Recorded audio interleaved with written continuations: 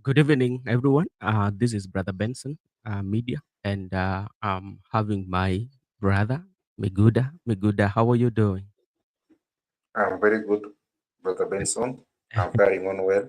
Yeah. The cold is back. We are from summer. Yeah. Oh, kuna baridi sana. Baridi imekuja last 2 days.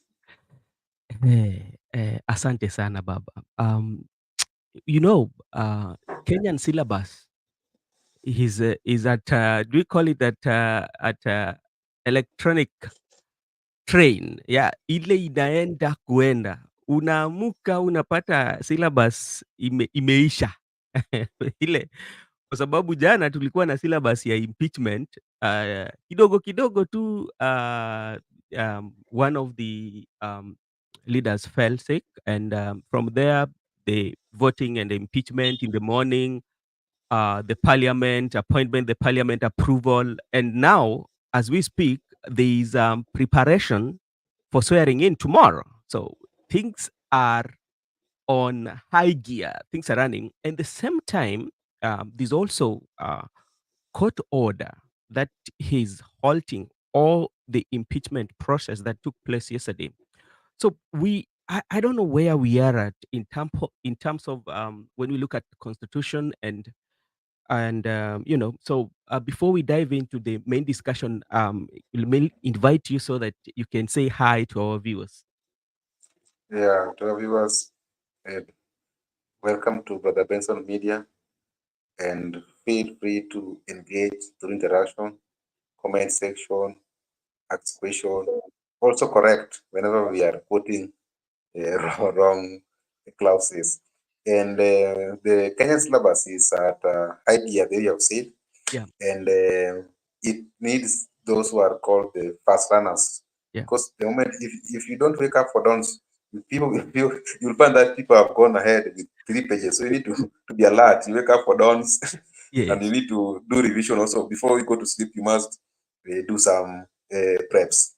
Oh, That one you'll be up to date. But without that one, you yes. will tomorrow someone will be sworn in and you will be like, really?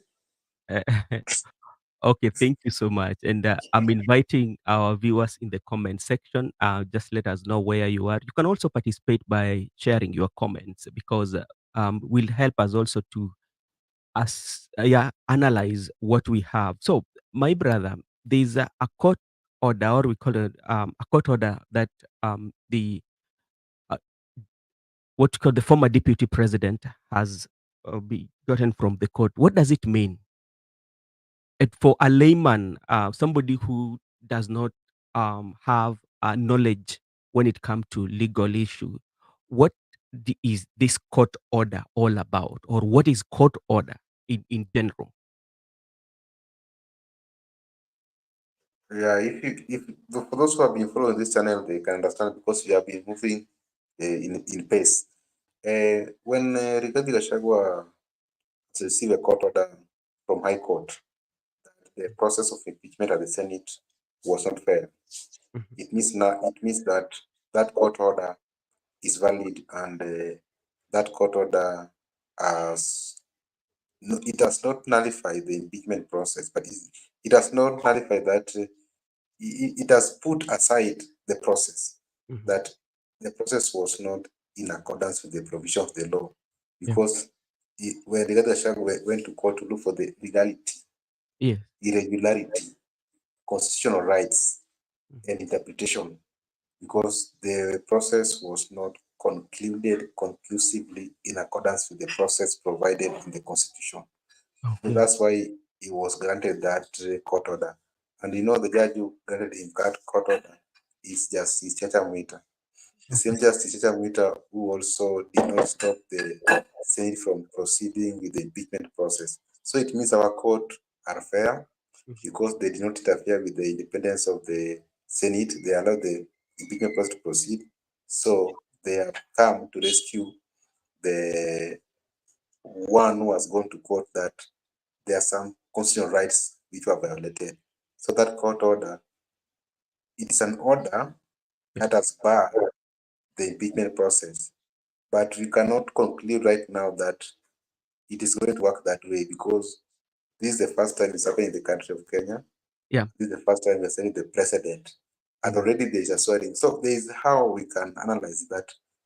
This is a court order, but the other process can continue as well, because the same court will also find out that the other process, it can invalidate Yeah. the swearing in of Kindiki, the same court. So there's no need to worry. Let us just go with the pace. Okay, thank you so much. And I want to thank the following on the comment section. We have Patrick Teriot following from Kericho, the Greentown. Thank you so much and send our regards and greetings to the people of Greentown. We enjoy the tea that you produce for us in our country. Say hi to the people of Kericho County. We are also having Annie Masharia. All shall well kusema ukweli. Those two can no longer stay together. Dictatorship, serikali ya wakale mtajua hamjui. Thank you so much for your comment and send your regard to everybody and where you are. So you talk about the two processes taking place, and that is according to the law. But now there's something that also I want you to help us understand together with our viewers, because there's conservatory order that has been given right now that halt the whole process, saying that it was not done according to the law. Yeah. And the same time, we have um, all the processes going on, and now we have the deputy president elect. Where that is it put the the conservatory order? Because the main aim was the entire process, but now other processes are continuing. Is it paused, and how does it affect the other process? Because the conservatory order actually came after. How does it affect that?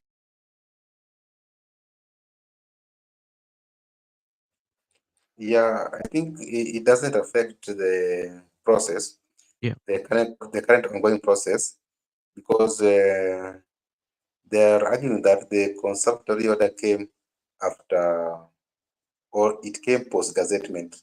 Yes. The deputy president nominee was approved by the parliament early this morning. Professor Kithure Kindiki and the Speaker of the National Assembly issued gazette notice that it has gazetted that the parliament has approved Professor Kithure Kindiki and currently is the deputy president elect.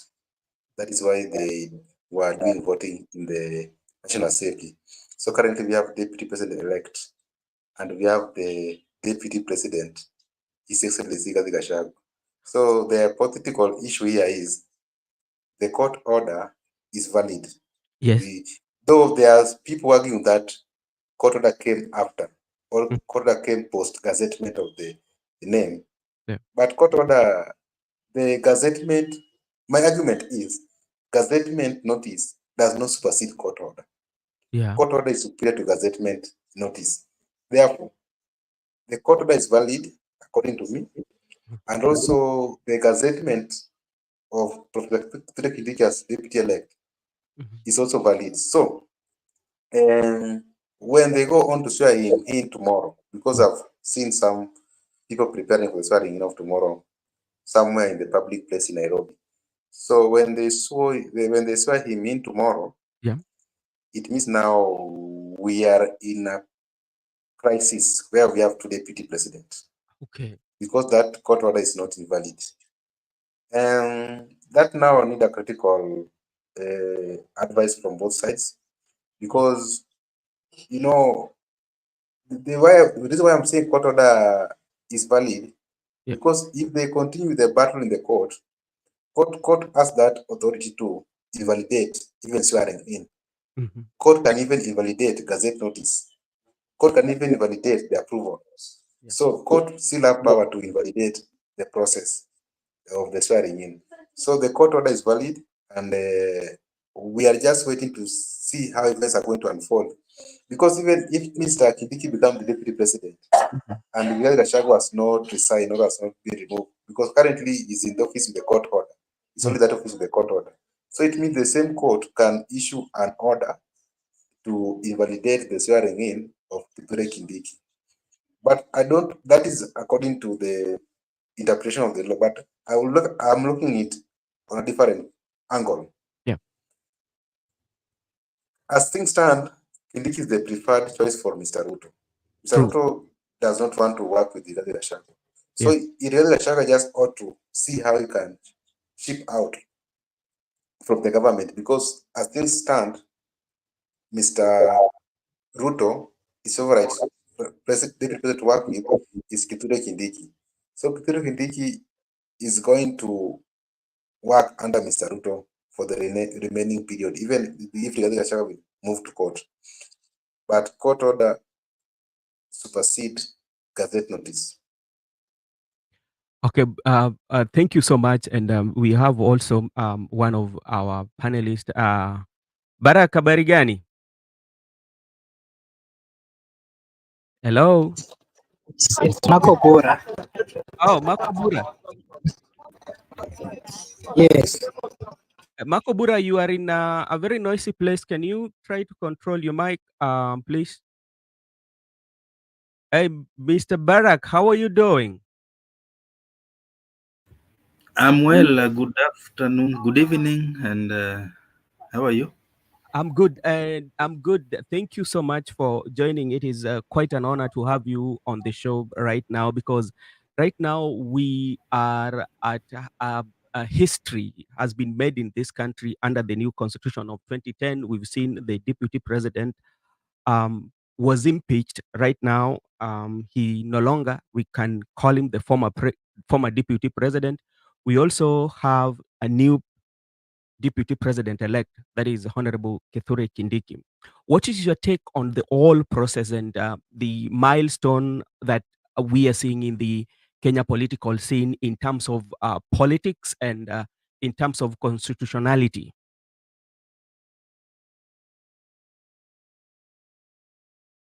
I think my network has just acted up. I've not gotten your question. Please, I'm, can you come I'm, I'm again? talking. I'm talking about the history that has been made, and just to share with us your view in terms of the politics and the constitutionality of our country, especially to narrow it down to the 2010 constitution.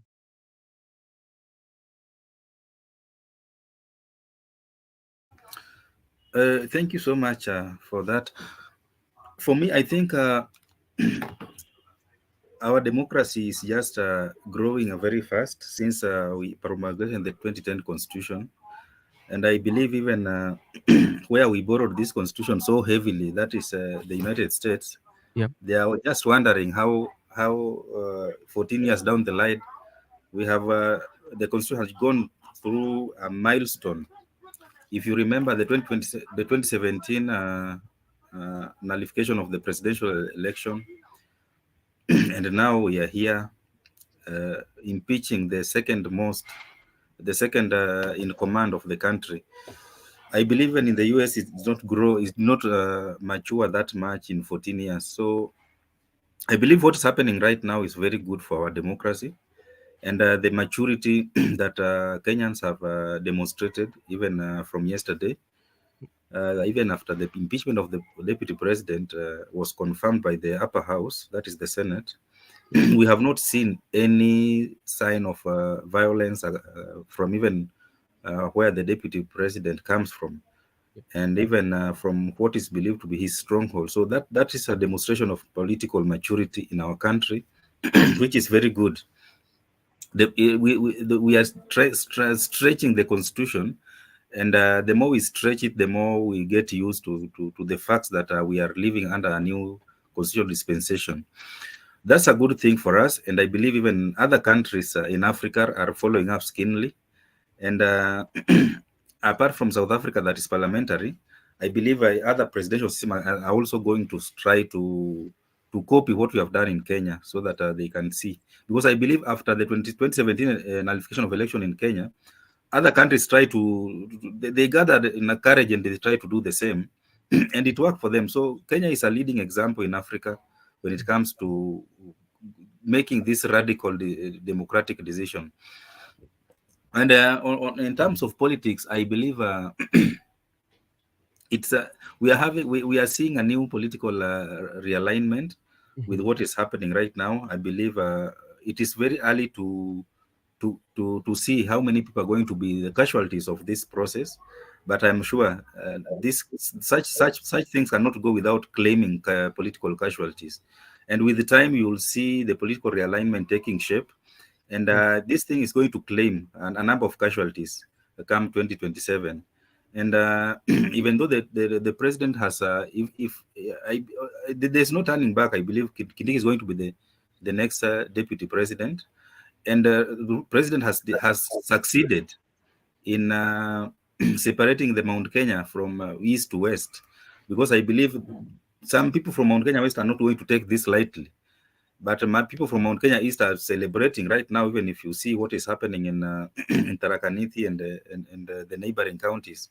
So it shows you that even come 2027, if some people from Mount Kenya West are going to go against the president because of this, he's going to reap from Mount Kenya East if he sticks with Kithure Kindiki as his running mate in 2027.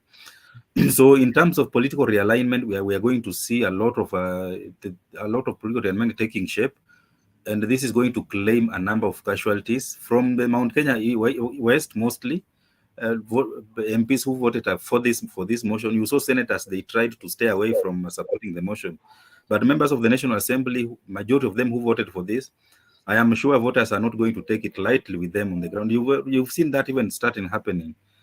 So it's just a matter of time before we see how political realignment is going to take shape and claim its casualties.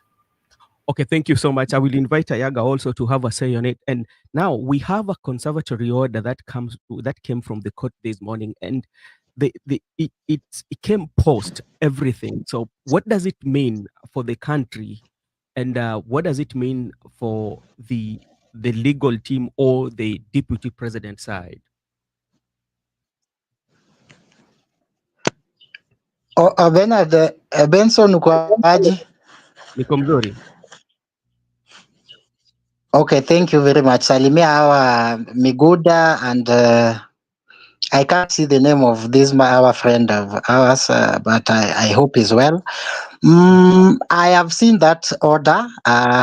We had a very heavy rain this side of Western Kenya, so is when I'm settling to look at things. I have seen that order, but I predicted it's going to the court way, and because the rush on this thing will cause William Ruto and his team a very huge political setback. They had too much speed. Even if you are sick, because impeachments are not life or death thing. If you want to do something, do it in a way that even a court will find it hard to oppose it. But the speed at which this thing is being taken, direction, just tells you there is too much political politics that is about it and around it. But all said and done, I think it is good. Kenya is maturing in our democracy. You have seen there is just general peacefulness in Kenya. We believe in our constitution. You may disagree with the verdict of the Senate, but you have to respect it. And also, Rigji had his chance. He went to court. Court has given us order, even if the people's William Ruto side will disagree with it, but they must respect that court order. That is it, and that is all. And we love the way our democracy is moving. Is moving very nicely. We are learning a lot of things. We had even lawyers before telling us we can't appeal, you can't appeal this, it is over after the Senate. But we are seeing things, we are going to court. And even I'm told the committee, if Senate could have actually formed a committee, that is where the 10 days is maximum, is called the time bond. But the whole house, I'm told there is no time limit for impeachment. And I think Sifuna did something that many people if that is the case, we'll realize later in life that Sifuna did a very wonderful thing that will either save Rigji or will actually deal with Kenya Kwanza na hii haraka yao mbaya sana kule mbele. But Okay. let us just wait and see. Now, you know, we are politicians. Ours was done yesterday. We can only foresee, foretell what will happen, either wrong or right. But now mahali imefika kutoka hapa, sasa ni learned friends. Now the learned friends will pick it from there and fight with their intellectual, their intellectual know-how, mogulity moving forward. Okay, thank you so much, Ayaga. I'll be coming back to you, and let me come to Miguda. Then I will also engage Barack on this issue of impeachment, and there's some legalities that Ayaga also is mentioning about the plenary and the committee. Some people are saying the same thing that Ayaga is saying, that the 10 days was only limited to the if it went through the committee, but the process they chose to go through the House does not have time limit. I'm not very sure. Miguda, you can also assist us in that. And but my question to you, Miguda, if to say, right, in terms of court decision or in terms of order, Rigathi Gachagua is still the deputy president.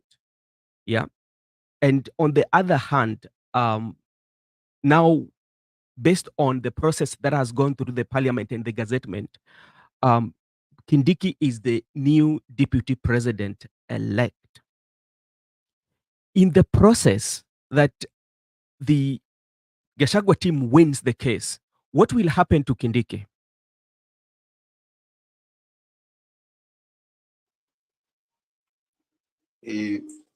First, to begin to answer your first question, you have asked about the issue of time bound. Yeah. It is only limited to a committee of 11 members. But you know, that is in accordance with the standing orders in the Senate and the provisions of the laws. But the standing orders are also subjected to amendment. So they can amend. It is not permanent that you cannot amend the standing order. So they amended it that when they are going to the full house hearing, but they did not amend the time limit. So I think that's why they limited themselves within 10 days. They just amended the sitting that it is not going through the 11 committee, but it's going through the full house hearing. But they did not amend the time, so time was left to be 10 minutes. So it is not it is there. It can be amended. It doesn't mean that it is permanent. Those are the standing orders in the Senate. To answer the second question, you have talked about the issue of now that Professor Kithure Kindiki is the deputy president elect, and Rigiji is now the deputy president because he has received a conservative order from the High Court that the process at the Senate was not in accordance with the Constitution. Yeah, it is true. Rigathi Gachagua lawfully is the deputy president of the Republic of Kenya because we respect the courts, and the courts, if you don't respect the court, it means that you don't respect separation of powers with the provision of the Constitution, because the Constitution gives us separation of powers, checks and balances, whereby even if you are the president, you must respect that court. So the court order must be respected, and Rigathi Gachagua is still the deputy president of the Republic of Kenya in accordance with our laws. And Kithure Kindiki also is because there is a gazette notice and it's approved by the National Assembly. So Kithure Kindiki is the deputy president elect. So the question you have asked, that the court order came after the gazettement. That's how lawyers are arguing right now. If you go to X-Space, if you go to WhatsApp groups, if you go to some, even in the email, you find that arguing that the court order came later after the gazette notice. So the senior counsels are saying that some, not all of them, that it is not, the court order is not relevant because the process has ended. No, the court order is relevant. I can argue that way in my submission, that the court order is relevant, and the court order must be respected, whether it came post gazettement notice. So Rigathi Gachagua, the deputy president of the Republic of Kenya, And Kithure Kindiki, in accordance with the process, is a newly deputy president elect. Right now, we have a deputy president and a Elect? deputy president elect. So Okay. they are different. So if in case now your question was, if they swear in Kithure Kindiki, maybe tomorrow. If they swear in Kithure Kindiki tomorrow, we are going to have two deputies, Rigathi Gachagua and Kithure Kindiki. But the answer is the court can invalidate the swearing in. Okay. Court can invalidate the approval by the National Assembly.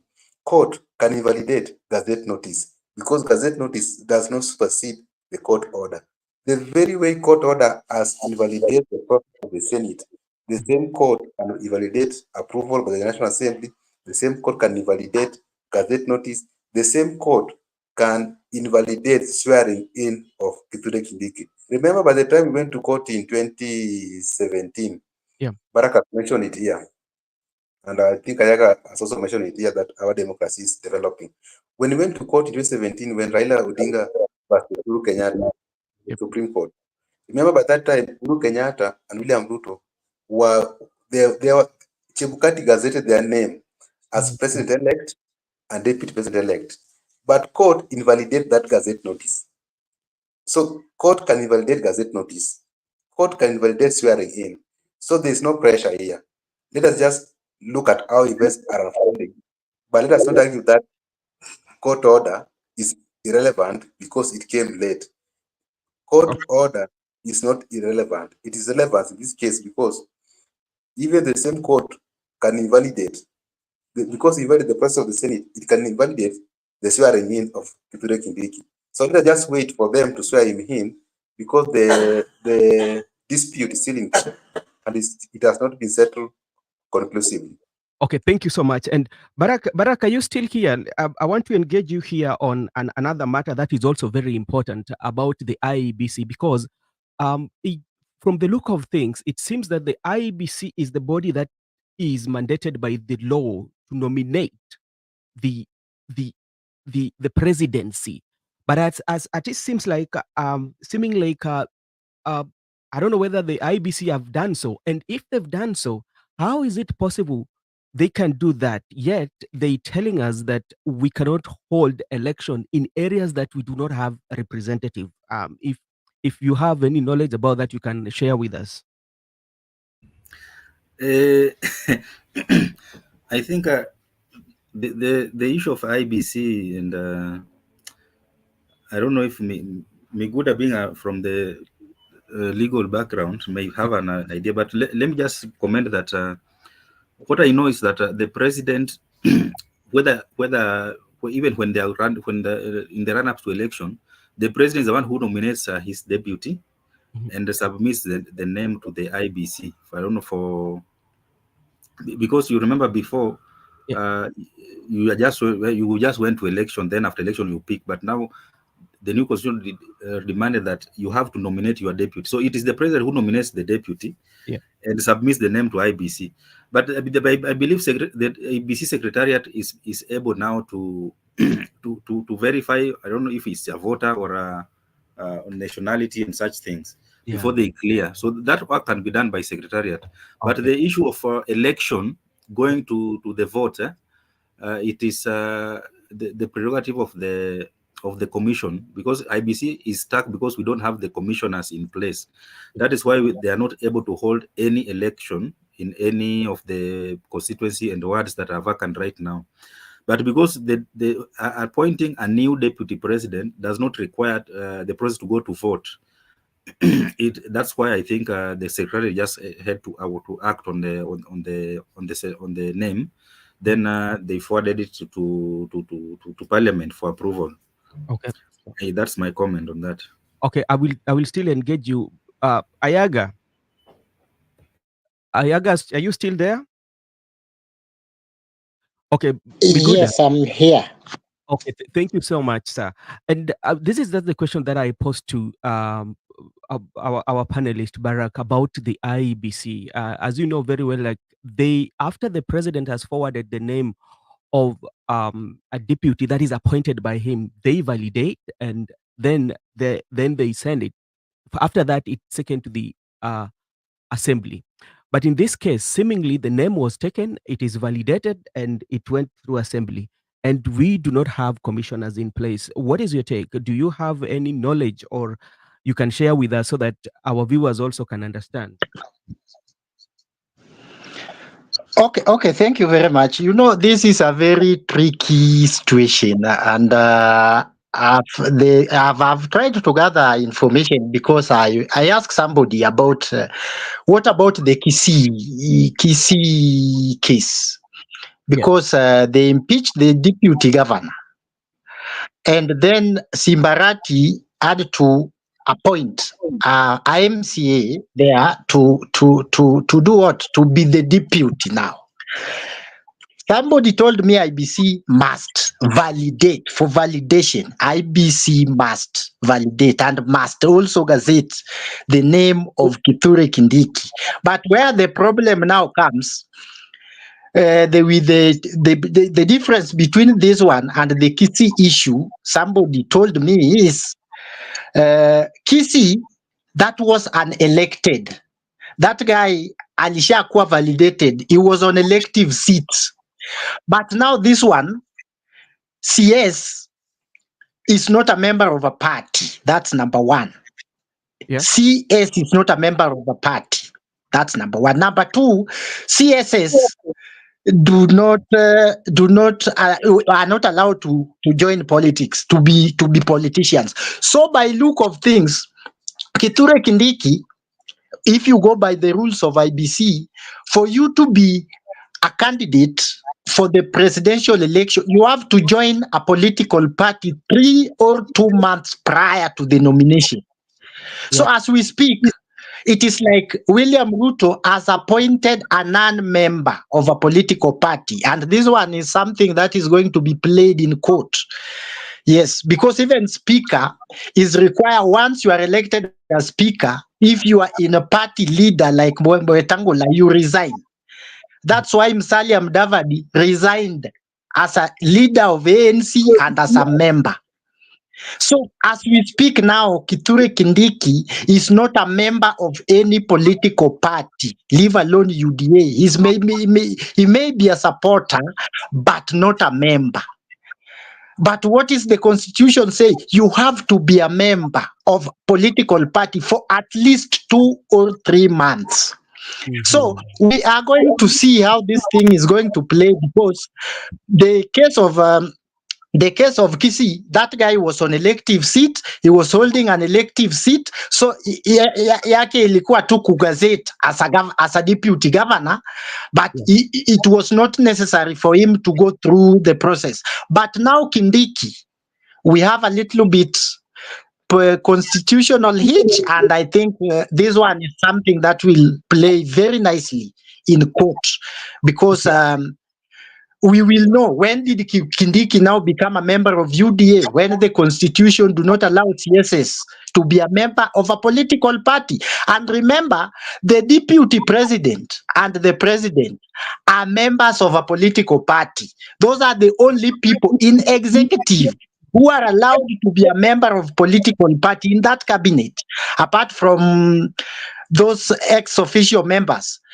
If you look at the cabinet, the president and the ministers, it is only the president and the minister that is and the deputy president that are member of a political party, like William Ruto and Rigathi Gachagua are party leader and deputy party leader of UDA. And they are not allowed to quit immediately they get elected. So we are going to see, because it is something that will also help us learn a lot of things as things goes on. Okay. Thank you so much. Ayaga, still stand by. I still have to engage you. Miguda, there's something that also Ayaga has really raised that is quite much important about the membership of a political party. So I want you to assist us understand, being a member and holding a position in a political party. Let's say that like the other day, when the broad-based government was being initiated, we saw the experts who are holding positions in the ODM. They resigned from their positions, but I don't know whether they resigned from their party and say that now we are partyless. And that's why they had to be given the position. If that's the case, then help us understand if the argument of Ayaga is correct, because if you are to be elected in that positions, you have to be a member of political party for at least 3 months. So the question is, at what point was he the member of a political party, and why, if he was a member, if the law bars you from that, why was he given the position of a CS? I think Ayaga got a very good argument, and he's arguing with the law and omitting some facts. But the reason why I'm saying he's saying the truth, and that's what it is. But there are facts which are there. Kithure Kindiki did not render his resignation letter as a member of United Democratic Alliance. He never did that. People like John Mbadi or P. Wandai, they have rendered their resignation as party officials for ODM, but they are live members of ODM party. Even if you go to ODM website, look at the live members. People like Mbadi, they are live members. Go to UDA website, look at the live members. Kithure Kindiki is a live member of UDA. Though the law require them not to be associated with any political party, but they did not resign from those political parties. And So- I think they never resigned. So But the law required them to resign. So which means, as it stands, it was unlawful for CS Kindiki to be appointed as the CS because he belonged to another political party based on the website, and even the John Mbadi, if they're still live members of that political party. That's why I say Ayaga got a very good argument, but it is not what has happened. Yeah. It ought to happen that way, but Kithure Kindiki is a member of UDA. So he was appointed CS as a member of UDA. He never resigned as a member of UDA. Similarly, the likes of John Mbadi, Opiyo Wandayi, Joe and Oparanya, they resigned as deputy party leaders and the Secretary of Political Affairs and Chair for ODM. But live membership of ODM, they did not resign as live members of the party. They are still live members of ODM. So they are in that position, contrary to the provisions of laws, that if you are a CS, you should cease being a member of political party. So they are there in contrary with the provision of the law. Okay. But as things concern right now, Kithure Kindiki was a CS and he was still a member of UDA. He never resigned as a member of UDA. Okay, thank you so much, Mr. Barak. And I also want to engage you in this on the law of natural justice. Is usually say that you have to get a fair hearing, and you need to be heard. And Miguda also will help us to understand that. But based on what happened or what transpired yesterday in the Senate when the deputy president fell ill, somebody would argue that he did not get a fair hearing, because to me, a fair hearing is you can be heard through submission and also through cross-examination when you are being examined with the attorney of may say, for example, in the case of the deputy president, the attorneys or the lawyers from the parliament, which he did not get due to things that like the circumstances. So this one puts it to you. Do you think, in your own observation, that he did not get a fair hearing in terms of natural justice? Oh, Thank you. Okay, I think according to my opinion, I think the way the lead lawyer of the deputy president handled that situation, it left a lot of question, because when they went back to the chambers at 2:30 and asked where his client was, he said he has no idea. And when told, he requested for some minutes to go and check. And when he came back, he said that he has information that the deputy president was rushed to hospital. So that alone raises a lot of eyebrows. If you are the lead counsel, how comes you don't know where your client is, and you are supposed to lead your client to the chambers at the time that you are at 2:30? So And when the senators voted to continue with to proceed with the session, they opted to walk out of the session. So even though the deputy president did not have did not avail himself to give his side of the story and to offer himself for cross examination, Yes. I think it is his lead counsel that I think I don't know, they miscalculated or they opted out of that session prematurely. And if you go to court, the National Assembly was accusing the deputy president. The National Assembly, through the move of the motion, gave their evidence and they offered themselves for cross examination by even the lawyers of the deputy president. So if you look at the whole session and the whole case, you see that it is the National Assembly that was disadvantaged because they did not have an opportunity to cross-examine the deputy president, because the lawyers of the deputy president already cross-examined the National Assembly and the chief, the move of the motion. So it is them, in fact, who should be complaining, because they did not have an opportunity to prove their case by cross-examining the deputy president.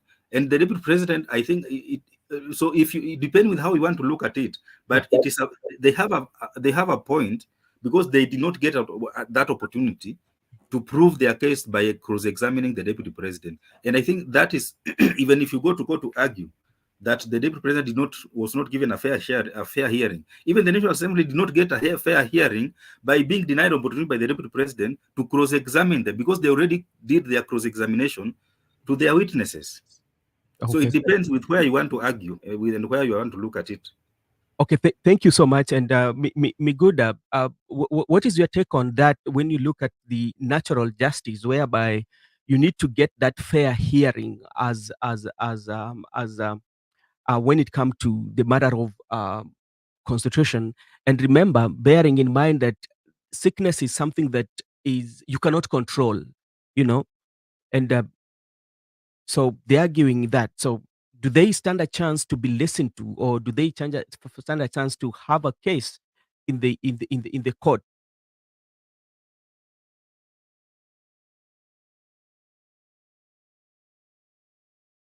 Your volume, sir. Yeah, in accordance with the principle of natural justice, now it complicates things because the principle of natural justice is that you have a right to fair hearing and you must be heard. Yes. Even you cannot be condemned and heard. Mhm. We must give you that room to be heard, and you must be there physically, because we do not want you to have a representative. And I gave you a site where even before God condemned Adam and Eve from the Garden of Eden, there was that room of hearing. There was natural justice. It began from God himself, that he never condemned human being minus giving them room of hearing. So they were given room before they were condemned. Yeah. So even you, before you are condemned, you must be given that room to be heard. So you must be there physically to be heard. Yeah. But now, in the case whereby your client was missing in action, he was missing physically, it means he was taken ill to some extent. We don't know. It is the doctor who can tell us whether he was ill or not. But now the council is limited. So council can just request adjournment, which the council requested, Paul Meter requested, or the main witness, in that case, Rigathi Gachagua, could even testify via video if is in a stable condition. He can even be cross-examined outside courtroom. He can be cross-examined in hospital. They can bring virtual. Nowadays, courts are virtual. Even most of the mentioning nowadays, lawyers do them virtually. People do not go to court physically to do mention. So he can testify. He can be cross-examined. He can be cross-examined in hospital. Yeah. So, but that physical appearance, an advocate cannot replace that physical appearance of a witness. I mean, Paul Mwite cannot speak for Rigathi Gachagua if you narrow it down to the principle of natural justice. You who has been accused, you have that right to be heard. Okay. Thank you so much, everyone. If you're joining us for the very first time, this is Brother Benson Media, where we discuss the issues of our country and we're discussing the events that are unfolding. As you know, today, as we speak, we have new deputy elect in our country. His Excellency, I would call Kithure Kindiki. As you know, Kithure Kindiki was the CS for Interior until the time he was appointed as the next, or he was proposed and approved by the parliament as the new deputy president elect. And also, you can support this channel by subscribing, and we will really, really, really appreciate so much and like the video that we are having. And by that, we will really appreciate. Ayaga, what do you say about the law of natural justice, whereby you have the opportunity or to be heard, you know, to hear your sides of the story, which did not happen to the deputy president? And what made it not to happen was an event that cannot be prevented. You cannot prevent somebody being sick. What is your take on that?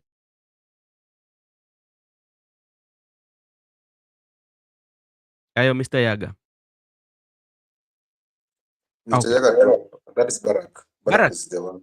But Barak have contributed. Oh, Barak contribute. Oh, I thought. Oh, sorry. I did. I was not seeing the screen. So, thank you so much, Barak. I've engaged you on that. Now, I know I will be coming to ask you more about legal question and what you think, because like I know when even when you go and listen to some of the legal minds they are arguing these cases, each and everyone have like a different interpretation. So I think the interpretation that we are waiting to go with will be the judgment that will be made at the courts, which will act as a precedent. Yeah, you know, some of this judgment will be used as a reference when they are giving some other judgment in future.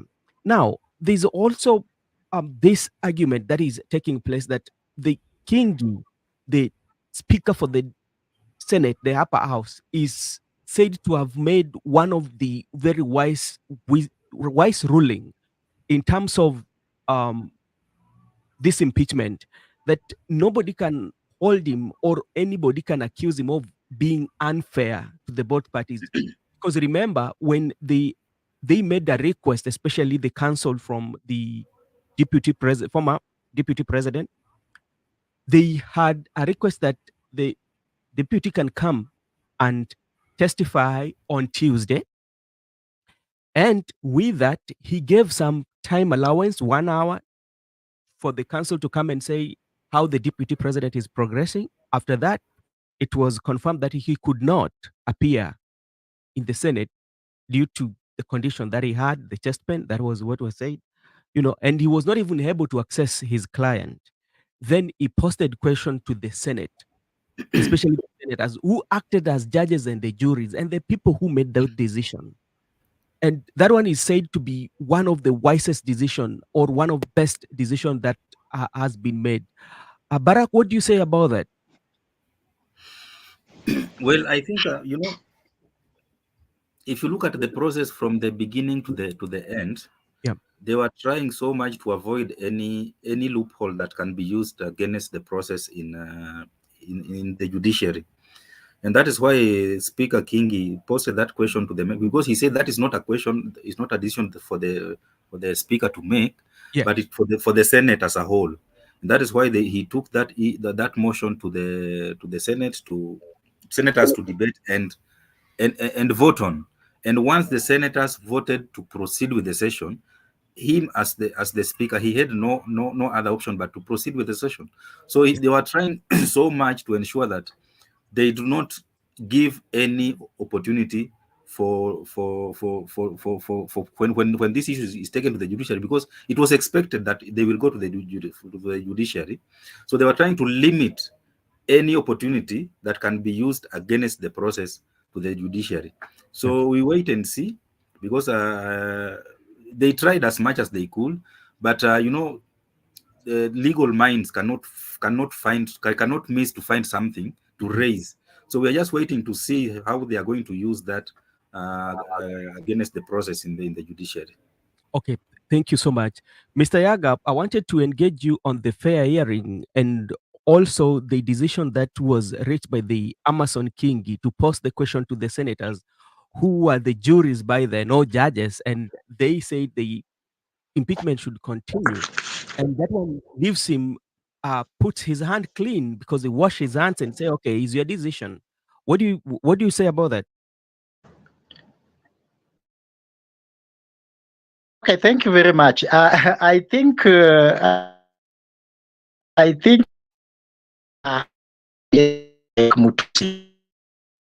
Your internet is having a seen problem. You're breaking, sir. internet. Yeah, you're kind of breaking. Oh, okay. Thank you. I think I have a internet hitch kidogo. Iko sawa? You are still breaking. Can you fix it, brother?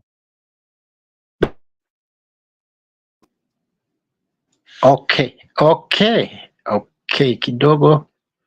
Kidogo.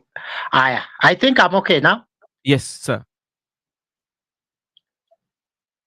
Okay, thank you very much. I think I'm saying Muite is a senior lawyer, and those are the very few legal minds that we have now that are more senior than the other. You know, Shamba la Wanyama say all animals are equal, but there are animals that are more equal than the other. So now that's where Muite comes in. Muite is a very tactical lawyer, and nobody saw this coming. You know, this thing is political. Yeah. This process is political, is totally political, and the politics must be placed inside it. Either Rigji is sick or not, he played a very hard game that has shown the world and the country as whole that William Ruto is so in a hurry to impeach his deputy president, regardless of what happens to that person. That's number one. That was a penalty they gave Rigiji and they scored. And then Muite came later and told them Rigiji is in the hospital. Mhm. And who was with him in the hospital? Do you know that doctor? Gikonyo. Dr. Gikonyo. Dr. Gikonyo are the only few doctors, if you are their patients, even if the president, something can happen to president today, before we flown president out, those are the few, I think there are only two doctors in this republic. Yeah. Dr. Gikonyo just coming live to address the nation and telling the world that I have the patient here, he needs time. That's alone, that video alone from Dr. Gikonyo is evidence enough that Rigidi was in hospital. Even the judges, the word from Dr. Gikonyo more than any other. You're still breaking. Write it and have it. Yeah. So I think that was a very tactical move, and the time was there. There was still today and tomorrow. There was no hurry. In any time bond, look, I had Barack say, check even the US, anything time bond, when the date of that thing has been set, even if it is Saturday or Sunday, it must happen. The parliamentarians can go to parliament and do something on that day because it has a time limit. So we had today, wangesema wacha tumpe 74 to 48 hours.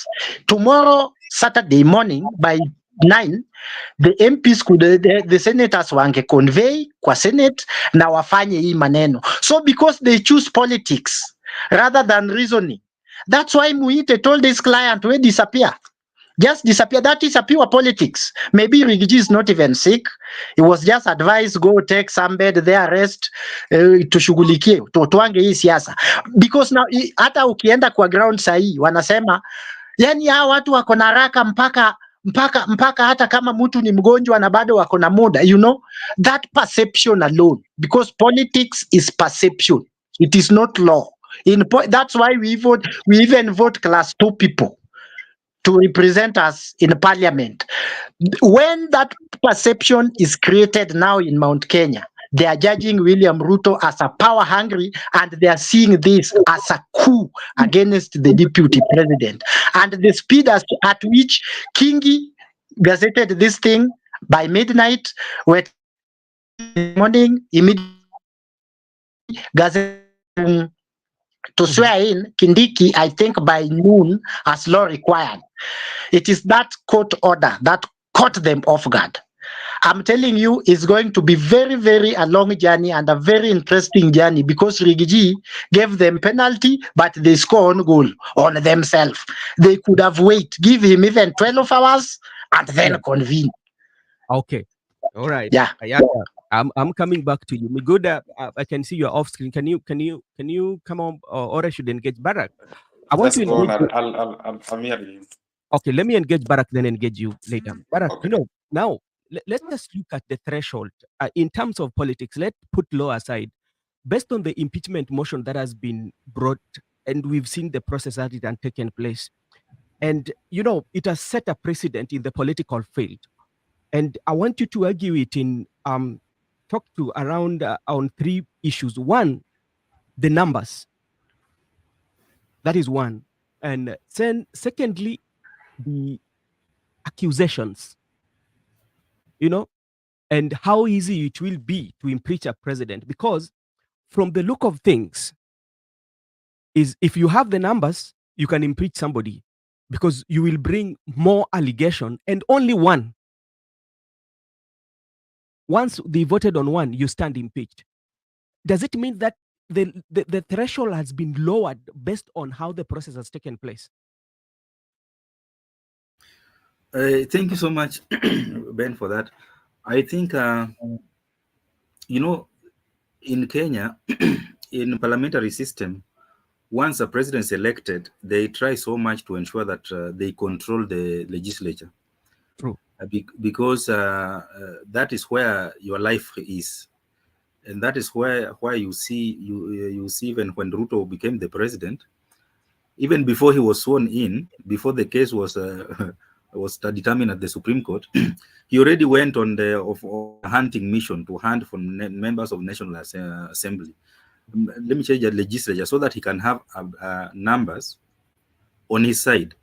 Number one is to ensure that you have the speaker on your side, because if you don't have the speaker of the house on your side, Yeah. you'll have a lot of problem, because the speaker is the principal of the Senate. He's the leader of the legislature, and majority of the decisions that and the motions are going to pass there, they have a bigger role to play to ensure that they are successful. And another thing is that you will always ensure that even if you lose, you fall out with your members of your party, you'll go to that, you reach out to your opponent so that you are guaranteed of numbers in the house. You remember what happened during Jubilee when Uhuru was the president, when he fell out with Ruto, and Ruto ran away with members of Jubilee. He reached out to Raila, and Raila balanced those numbers by bringing in members of ODM. So he ensured that even if he has an issue, a motion in the house, he will capitalize on the members of ODM to ensure that he got you. And remember, even he praised, he mentioned that during when Raila was launching his campaign, I think in one of the events in Nairobi, when he said that he used to reach out to Junaid Mohammed, because Junaid Mohammed was the minority whip, and they used to organize, and at the end of the day, they passed whatever they wanted to pass. So I don't believe that, I don't think it is going to be easier to impeach a president based on what has happened to Gachagua. Because being a presidents normally ensure that numbers in parliament works in their favor. That's number one. So I don't think, because it has not happened in a parliamentary, in a presidential system, that a president has been impeached by either Senate or the National Assembly. It has not happened up to this, none that I know of. Another thing is because of the threshold. Then you say the bar has been lowered. Yeah. Even if even if you lower the bar to ensure that only one issue has been substantiated. Remember how Senate voted.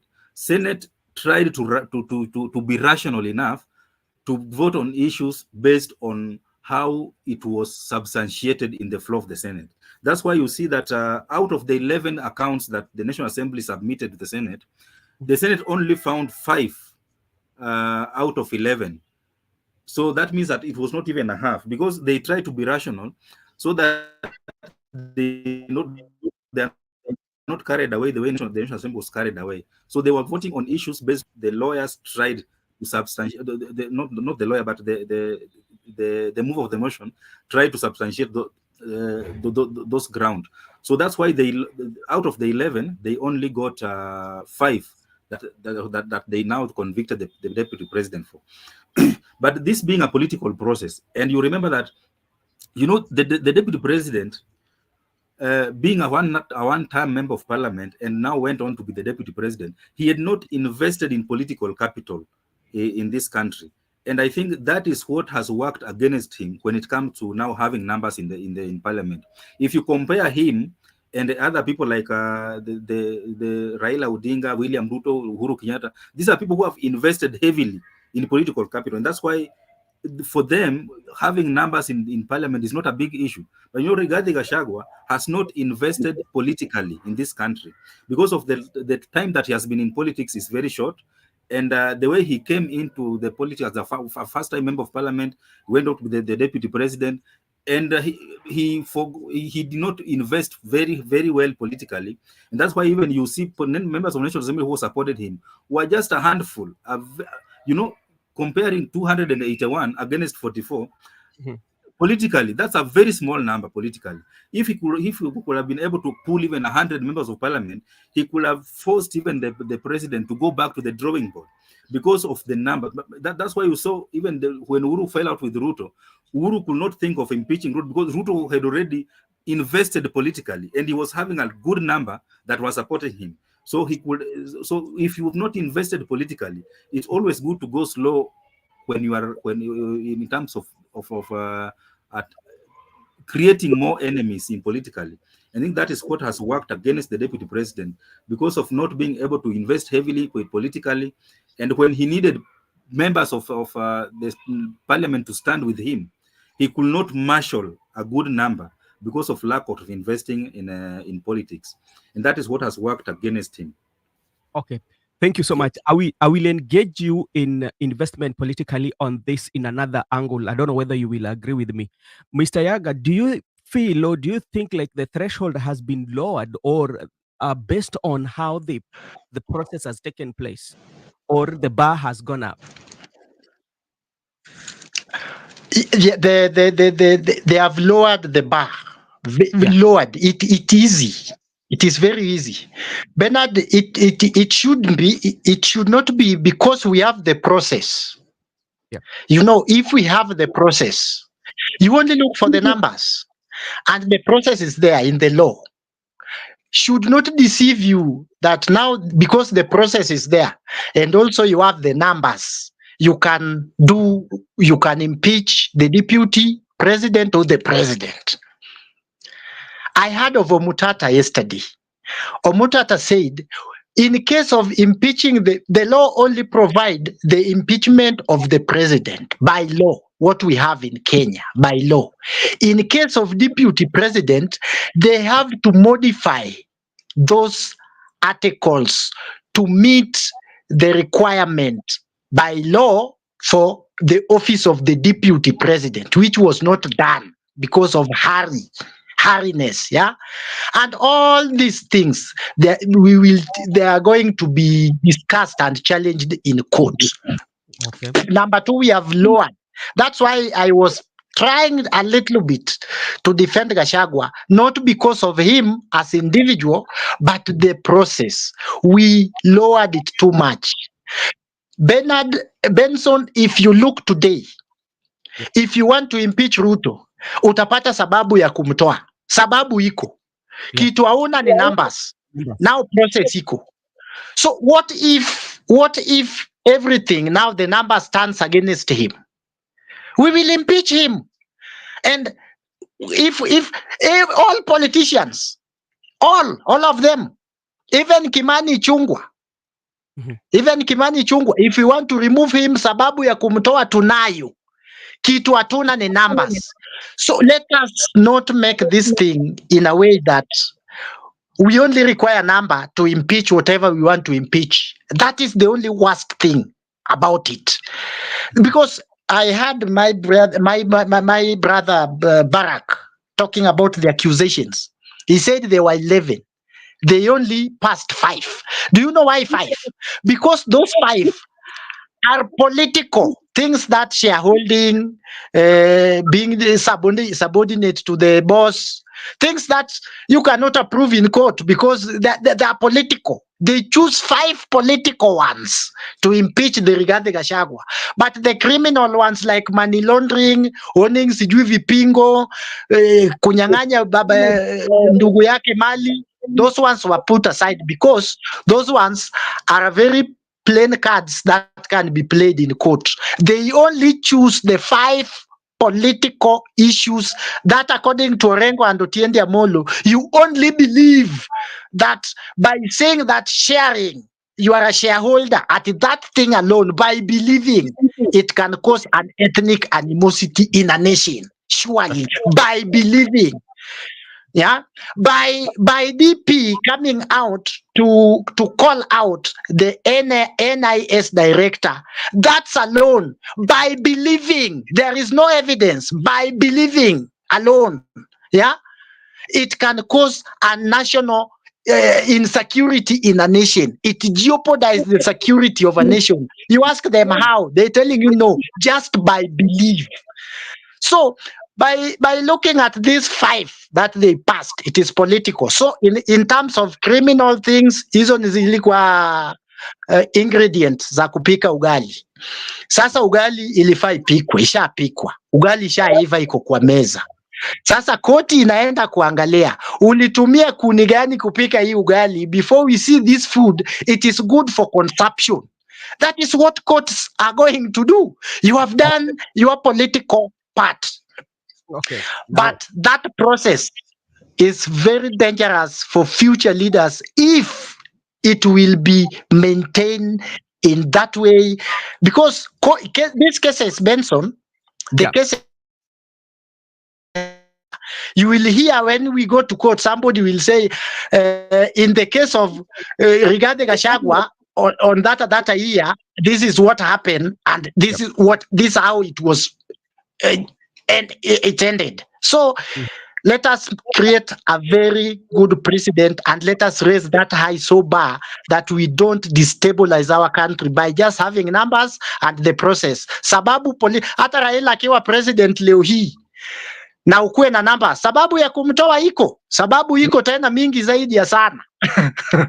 Okay, Yaga, thank you so much. I know I'm still engaging you. Don't leave the studio.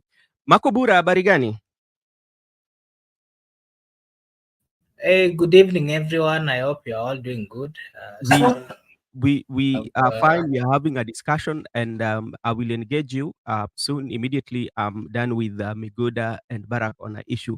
Miguda, what is your take on the bar, that how the process and has been done? Do you think we've raised the bar for impeachment for any future president, or we've made it so much easy for the president to be impeached, or for the deputy?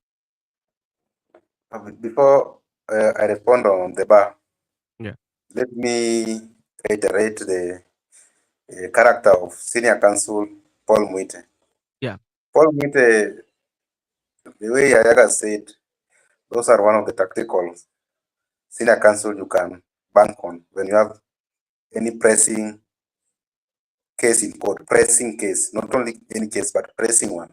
There are some cases they don't need to appear. Remember, by the time he was representing Independent and Electoral Boundary Commission in the 2017 presidential election petition at Supreme Court, when he was representing IBC, he was asked by the court that, in fact, there was a court order, IBC to open the servers so that we can confirm that who won. They went, that they were going to open the servers. So when they came back, Senior Counsel was asked, why have not give this council to accept the server? Then his response was like, there are no legal requirement that servers could be put physically in Kenya. Servers are in Europe. Then why can't you call the maintenance and experts to open the server? They was like, oh, they are now sleeping. They are asleep. So you see, the way is very tactical. And that's I can give it. Let us give him credit where I believe. and, and you know, he really saved the situation of Ricky yesterday. Yeah, yesterday. You know, no one was expecting. Actually, we were following with you, Brother Benson. We were just all over the phone, and you know, it surprised us. It took us to surprise that how come he was so much credited to this extent, advising his client that now you go and appear. Then he appeared before Kingi, and it was like, I can't get hold of my client. Then how? And you are his counsel. Then it was like, give me give me. The reality is, my client has been admitted. Then instead of even telling the court the cause of the illness, it was just give me 2 hours, then I confirm. So it was like buying time. So afterwards, he came back and said that, okay, my client is having an intense chest pain. So you look at the way a good lawyer, people can borrow many things from him. Well, he can save you in a situation like you have asked about the process, whether we have lowered our bar or raised our bar. You know, in the eyes of the petitioners, they were very happy and they were glad. They saw that they have done something good and it is a precedent. But they have forgotten that they have made it very easy to remove them from office, even the cabinet secretaries. Because even Mr. President, so the next person to be removed is William Ruto. Raila can just negotiate with Raila can just withdraw ODM members and negotiate with them on Kenya. So it will be easy. It's a matter of numbers in parliament. Once you can get that number, you will go home. But why you are going home under which ground? Are they legit? They're just baseless ground. You know, you should be sent home. You should be impeached on the grounds which are legit. Now, look at the issue of Rigathi Gachagua. We talk about things like trip hops, the hotel, Vipingo. They were nowhere to be voted for. So they just select some political sentiments. And so impeaching a president is so easy to an extent that just make a mere political utterance. We'll introduce an impeachment in the House and will impeach you. Other than our democracy being developed in the continent, and we appreciate our transformation of the constitution, but also you have to admit that to some extent they have made it very easy to remove someone in office, even when you have a good president in that matter. So it can be removed just on a simple mistakes which people have done before. So we should, because people will refer to this case in the near future, because it's going to be, if in case Kithure goes home, it's going to be a landmark case and it will be used for precedent. It's going to be part of the laws of the Kenya. Okay, thank you so much. And this one reminds us of how sometimes our leaders, majority of times, like this process, I think it was predetermined and calculated based on how things are falling in place. It was politically. I might be wrong in how I see it, but definitely the way things are falling in place. And I think one tactical thing that also issue that we can also thank the senior counsel from the deputy president. He knew very well, even if the deputy is given fair hearing and given all the processes, the die had already been cast. So he said that, okay, because he knew he was going to lose in Senate. So the only place that there might be having like nursing some hopes is that let us create a scenario, and this scenario which is can be listened to, or which is can be taken to court and can hold waters, like not given a fair hearing and a representation, or in the parliament or in the higher house, then that one will be the basis of arguing their case in the Supreme Court or in the three-bed judge, or what judges were that will be appointed by the Chief Justice if on 24th, if that is the case. So, Barak, let me engage you before I leave Makubura to do the show. You've talked of political capital, and I always thought one thing, or that day immediately after he was impeached, I was thinking of building a niche, because when if you see the Rahila, the Right Honorable Prime Minister, he has a niche that he speaks to, that listen to him, and this niche has higher percentage. Come to President William Ruto, they also have a niche. And other politics, when you look at Wetangula, has a niche in Bungoma, you know, it goes either way. If Wetangula support you in Bungoma, you will get almost all the votes because that is his niche that listens to him. So in the process, the deputy president being somebody that came into politics 1 year, one term in terms of in parliament, then from parliament he rose to the presidency, and he wanted to create his niche. But in the process of creating his niche wanted to be like a Mount Kenya should be his niche, whereby he command that niche. But the politics did not allow him to do that, and that one has costed him. Am I wrong to say that? You are right. You are not wrong. Because his approach on how he went on that has been his downfall. Yeah. And you know that mostly these kingpins that we have developed in this country, none of them raises by demolishing the other.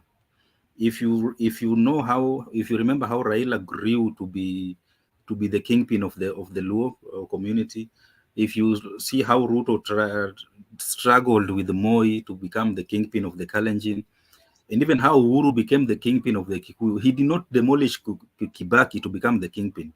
He just rose, and elders. You remember John Michuki pointing out at saying that now from now going forward, Yes. if anybody wants to talk to Mount Kenya people, he will come through Uhuru Kenyatta. So this thing just grows naturally. And you remember Raila Odinga, after the death of his father, he tried to take over Ford Kenya, and things did not work out. And he had to resign from Ford Kenya and build his own house and come with it. And that's how it just grew. And he took over as the ultimate kingpin.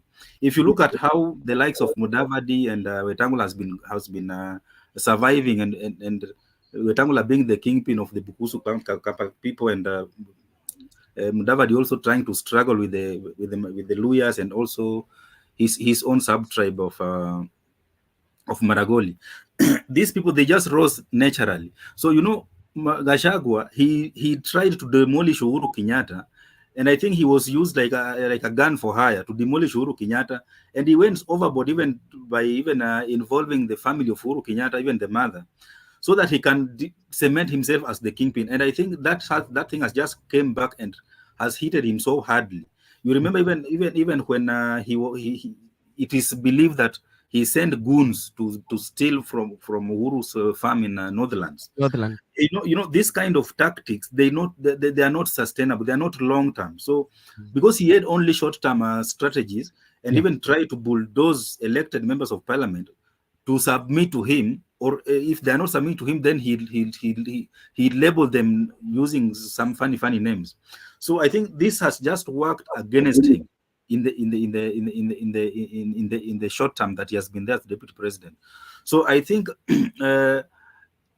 comparing him with these other guys who have been there for some time, and they took time to grow by cementing themselves as the kingpins where they come from, and by investing heavily to ensure that even if you mention them, they will have people who will stand by them, come rain, come sunshine, because there are people who believe in them. There are people who believe in their ideology. There are people who believe in their parties, that you can. Their supporters are unshakable. Unlike Rigathi Gachagua, that you see that there are people who are with him today.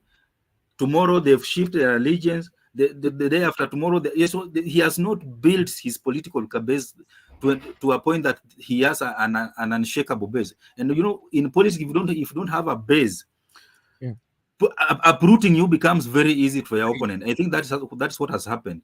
And I just wanted to remind our viewers that if you remember in 2002, when Moi was exiting the political scene as the president of Kenya after 24 years, if you remember the lineup that Moi is left behind, you could see Uhuru Kenyatta was there, William Ruto was there, Musalia Mudavadi was there.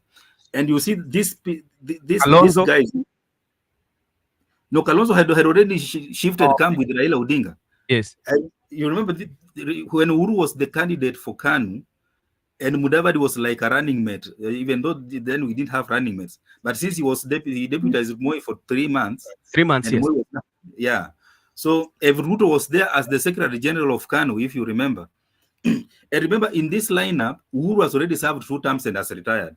Ruto is now the president. Mudavadi is there as the prime cabinet. Even he's playing a very big role in trying to bring balance in this government between the Kikuyu and the Kalenjin. So you remember that Moi was, being a professor of politics that he was, he had spotted potential in this young politician then. So if you are underrating this guy right now, just look at how he has risen to be where he is right now. Comparing him with Gachagua, who Uhuru brought on board as his personal assistant, and after becoming a one-term member of parliament, he turned against Uhuru Kenyatta, and he demolished Uhuru Kenyatta to an extent that he even went overboard of even insulting the family and even bringing goons to steal from his family. So it shows you how unreliable this guy has been, and now it is time now for payback. Okay. Yeah. Thank you so much, everyone who was on the show. And let me take this opportunity to hand over the mic to Mr. Makobura to continue with the show as I settle some other issues. Let me take this opportunity to thank our viewers who has been on the comment section, the people who have subscribed to the channel. Thank you so much.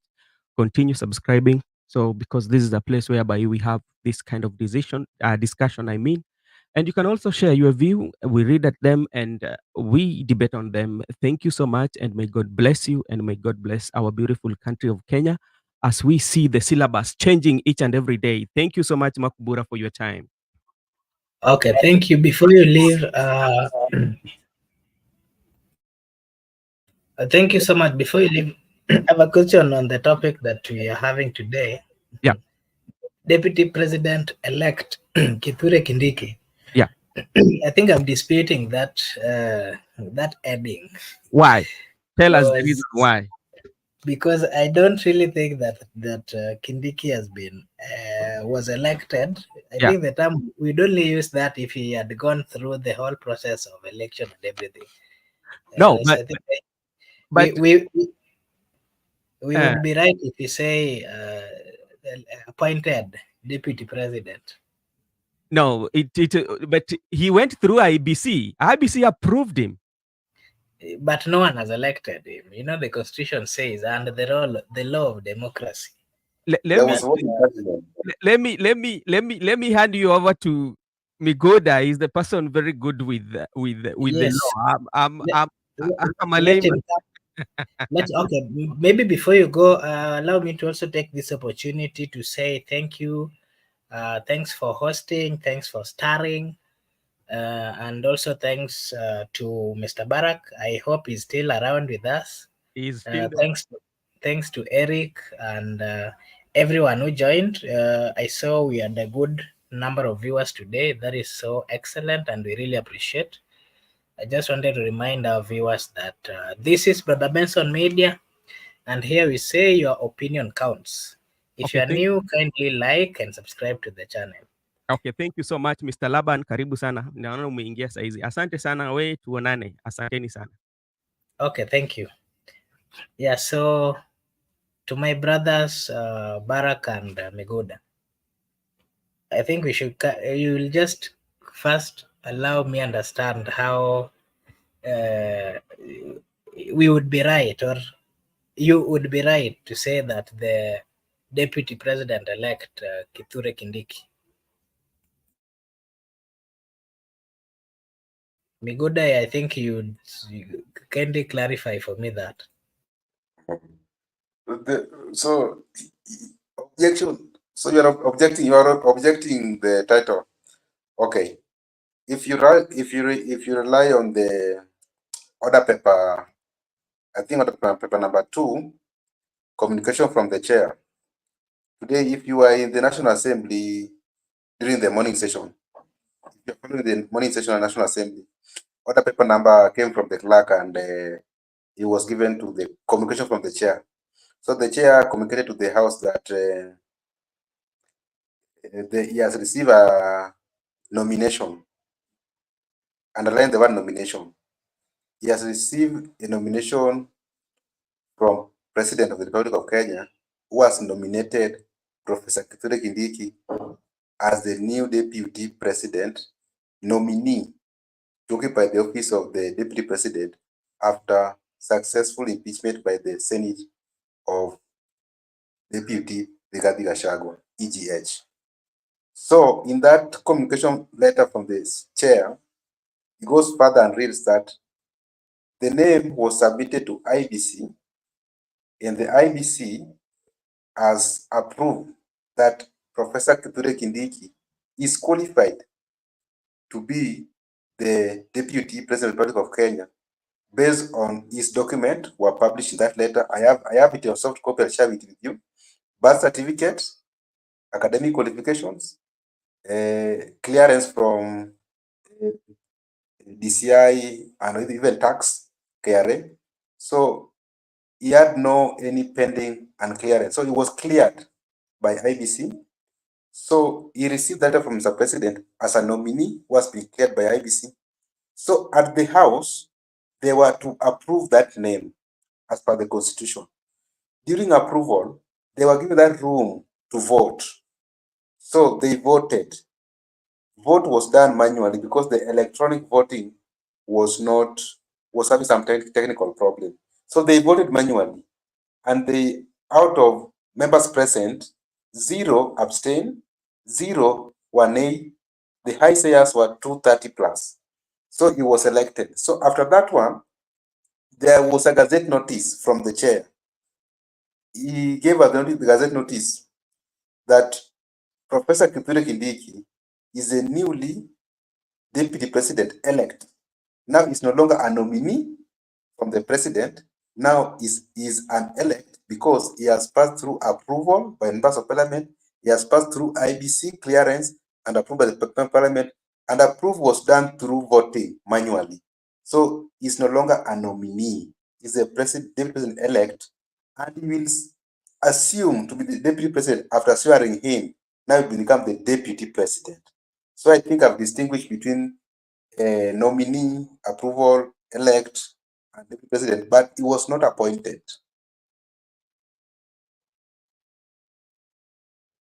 Okay, thank you. Mr. Barak. Habari ya masiku. I don't know whether you are there. Give me a minute, please. Okay, thank you. Mr. Mikuda, something else. I don't know whether you had been asked about this. The people saying that the whole impeachment that was done, that the deputy president was not given enough time to be listened to. As much as he was taken to the hospital and he got admitted, he would have been given maybe time. There was no hurry, according to what the people are saying, in impeaching the deputy president. What really happened, and from where you sit with the legal knowledge you have, do you think he was given enough time to be heard?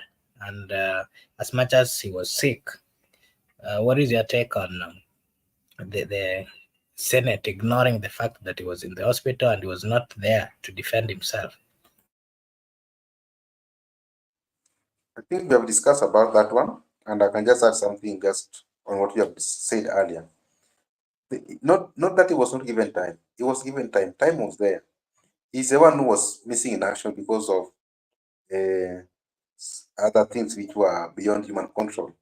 He got ill. He was sick, so that one is beyond human control. You cannot control someone's health. So the time was there. It was allocated 2 hours. It was supposed to be cross-examined by the petitioner's counsel. So he was supposed to respond to the petitioner counsel. Now, it was very unfortunate that he fell sick and he was taken to hospital. So time was there. So maybe you can say that maybe the process was the Senate went on with the process despite that the main accused was not in the house. But even the process was time bound. It was supposed to lapse within 10 days. So the Senate also tried to look at the probability or how they can handle the case. But even with them, the Constitution also guaranteed them that they should do their process. So there was room that even if there was an unfair process or unfair hearing, Kindiki has a right to go to court, and he has gone to court, High Court, and he has gotten an order. That order said that the process was unfair. So you see, he's still within the timeline of the law, because the court has guaranteed him an order that he was not given a fair hearing. So it's the same thing. So I don't think he has lost anything, because the Senate proceeded the process. At the same time, he moved to court, and court has given me order that he was not given a fair hearing. So I think the game is just on. Let us just wait and see how it will end.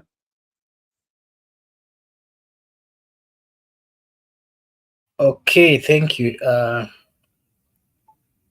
We can now say that, after the whole thing, the court also came in.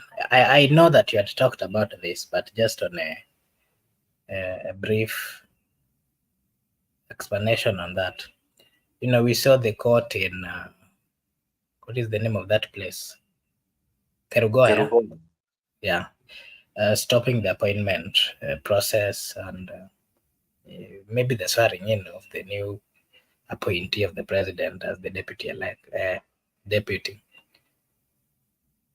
How long can this take? Because the mentioning, I think the case should be had on 24th of this month. Should the court then say that they still have they need some time to do investigation and see the whole process if it was done? So does it mean that you would still keep on being the deputy president up to this extent where we are? Are we right to say that he is a former deputy president, or is still the deputy president? And if is still the deputy president, and maybe after 24th, the court still says they need time to have a look at everything, or should they find that the process was not done the right way, would they then bring him back as the deputy president? I think Barack should go. He should answer that, because we've kept him waiting, and then you'll give your say.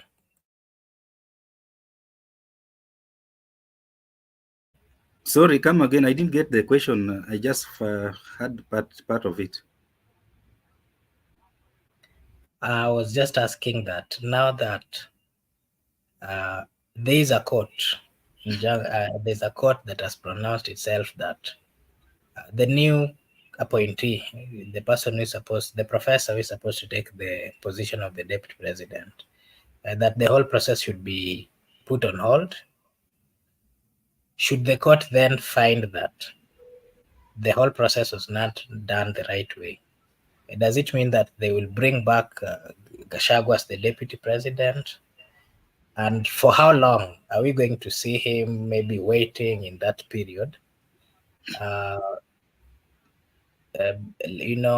trying to compare it with the cases, for example, the ones we have there's some deputy governors who the court actually brought them back and they're still serving. Even the governors, their cases are being have not been heard. Is it similar to the one of the deputy? Ama itapewa too much, like it is going to be looked as quickly as possible? Well, any case, any case that involves the presidency is normally treated with with the urgency, and that's why you see that in the new constitution, the constitution provided that before the president takes oath of office, all pending cases concerning his election must be heard and determined before they take oath of office. And you've seen that happening since 2013, 2017, and 2022. So, because the deputy president is not like the deputy governor, where because of the importance of the office, this is part of the presidency.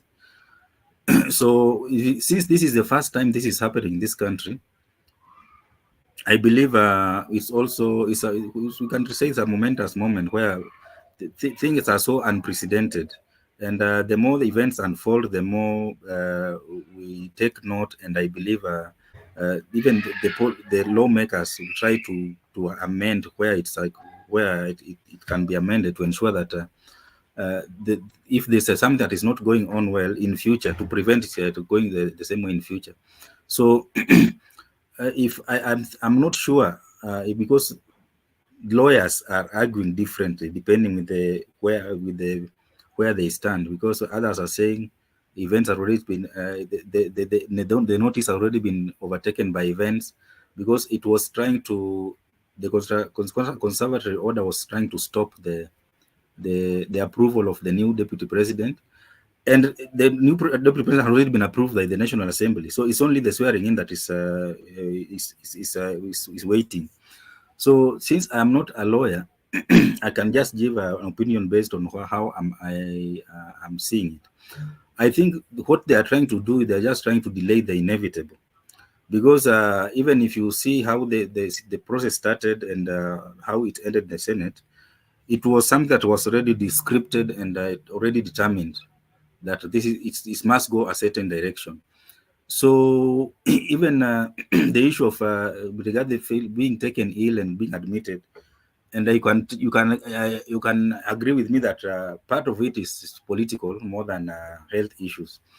So it's just delaying the inevitable. Even those deputy governors that you are mentioning that were taken back to office, they never they never recovered their relationship with their bosses. So you find that we are staying in a forced marriage that is not working, that even is even harmful to your own health. But because the law says so, so you just stay there doing nothing, earning money. And I think political issues should just be left to political processes, because sometimes laws come in to force people to stay together, and at the end of it, you find that that staying together is doing a lot of harm than good, even to the people who are concerned. Therefore, I see the people who are supporting the impeachment of the Gashagwa might even go to challenge the order, so that once they get that reprieve, they use that to swear in the Gashagwa, no, not Gashagwa, Kindiki, so that by the time the 24th comes, Kindiki, because on 20th we need a deputy president to welcome the president in Mount Mashujaa Day. And do you want to tell me that Kindiki, Gachagua is going to do that because the court has stopped the process of replacing him? I don't see that happening because of how strained the relation between the two is. So sometimes we might delay the inevitable, but in the reality is that it is doing us more harm than good. Because on Sunday, us having a state function in Kilifi County, in not Kilifi, Kwale County, we are looking forward to having a new deputy president, or a deputy president inviting the president. And in the absence of the new deputy president, I believe all of them are not going to be there, because I am sure Gachagua cannot attend that event, and maybe Musale will invite him. But we need a deputy president in office to ensure that the office is functional, so that if there are issues that are not going on well in the country, we might see maybe some changes going forward. So I think this whole thing is just delaying the inevitable, because it has already been decided, cast on stone, that Gachagua must go, and must go now. Okay, thank you. Mr. Maguda. Yeah, it is new and unprecedented, but that doesn't bar us from arguing. We can just argue. We can just give our opinion, because some of our opinions will be incorporated in future references. You know, the people who have gone to the counsel from the defense have gone to court, and they have been given a court order that has given them conservatory order that the process was unfair. And at the same time, the parliament chair, that the speaker, has issued Gazette notice that Kindiki is the new deputy president-elect. So Kindiki tomorrow is going to be sworn in, and we have seen they are preparing the venue for swearing in tomorrow. He must be sworn in a public place because the deputy president of the Republic of Kenya. He's not going to be sworn in a private place. So tomorrow the swearing in will go on as planned, but Rigiji is still the deputy president with a court order, and Kindiki is also the deputy president-elect, which has been approved through the impeachment, through the nomination, approval, and the election. So election by the members of parliament, National Assembly. So if tomorrow is sworn in, I think we'll have two deputy president, one with a court order, one who has been sworn in, and his process of getting here there has been challenged in the court. So if you can argue anyhow. People are saying that they receive a court order post gazettement. So does it mean that if you receive a court order post gazettement, it supersedes the court order, or does it mean that you receive a court order pre gazettement? So it's a question of debate, and people are debating, but you should not fear. If you know that you are even Kindiki, the court can still nullify that nomination, the court can still nullify that swearing in, the court can still nullify that process. So let them not have fear. Let them just continue engaging court as they settle their differences. Because at the end of the day, we must have a deputy president as a country. We can't have a country without a deputy president. Even if we have two and we have crisis, court will settle us that who should remain and who should go. Because even if it goes even minimum 6 months, Rigiji is having a court order, and Kindiki, the deputy president, who has been sworn in, the court can still remove Kindiki, that the process was unconstitutional, and you see becoming deputy president. Then the same court can reinstate Rigathi Gachagua. But the same court also can do away with Rigathi Gachagua and maintain Kindiki. So it is an answer of probability. So you don't need to fear, don't need to worry. We will have, at the end of the day, we must have a deputy president. Be it Gachagua, be it Kindiki. Our laws are very clear. Our institutions are very clear. We have guidelines. At the end of the day, we must have a deputy president. I want to look at it in a political context now. You know, the die has been cast. The die was cast somewhere. Some people sat somewhere and made a decision that Rigathi Gachagua must go. So even whether he's going to court process or doing all those fight backs, definitely they don't want him. Ruto does not want to work with Rigiji and his friends. So even if he's trying to look his way back through court process, they don't want him. Simple. That's why tomorrow they're going to swear in regarding Kithure Kindiki. And I believe that the state protocol for Sunday was made because state does not make its protocol D-Day to Mashujaa Day or National Day. They make it even a month to. So I think regarding Kithure Kindiki, the state protocol has already incorporated his name as the one who is the deputy president and was going to usher in Mr. President during that holiday. So Kithure Kindiki was made deputy president a long time ago. It's just a process. That's why you saw Kingi yesterday was in a hurry that we must vote now at night. Then today in morning session, the chair through National Assembly approved the name. Then tomorrow the swearing in on Sunday. So Sunday is going to usher in the president. So the state protocol has already incorporated Kithure Kindiki as the deputy president of the Republic of Kenya. It's only that we can't access that protocol. But those people, if you go to Raymond's Omol office, you will find that the protocol, how it will work, Professor Kithure Kindiki, his name is there as the person who is going to usher in Mr. President as the Deputy President of the Republic of Kenya. Even if Gachagua could be around, but right now Gachagua is sick. Gachagua cannot move to holiday. He must remain in hospital. So there is no way they are going to be two there. Kindiki is the newly Deputy President-elect who is going to be sworn in. Is going to be swearing. They're going to swear him tomorrow, and on Sunday he will be the one who will usher in the president. And life will go on. People will go to court processes. Government must move on. Kenyans must move on. But at the end of the day, we must have a deputy president. We can't have a country without a deputy president because anything can happen to the president. That's why we must swear him in tomorrow.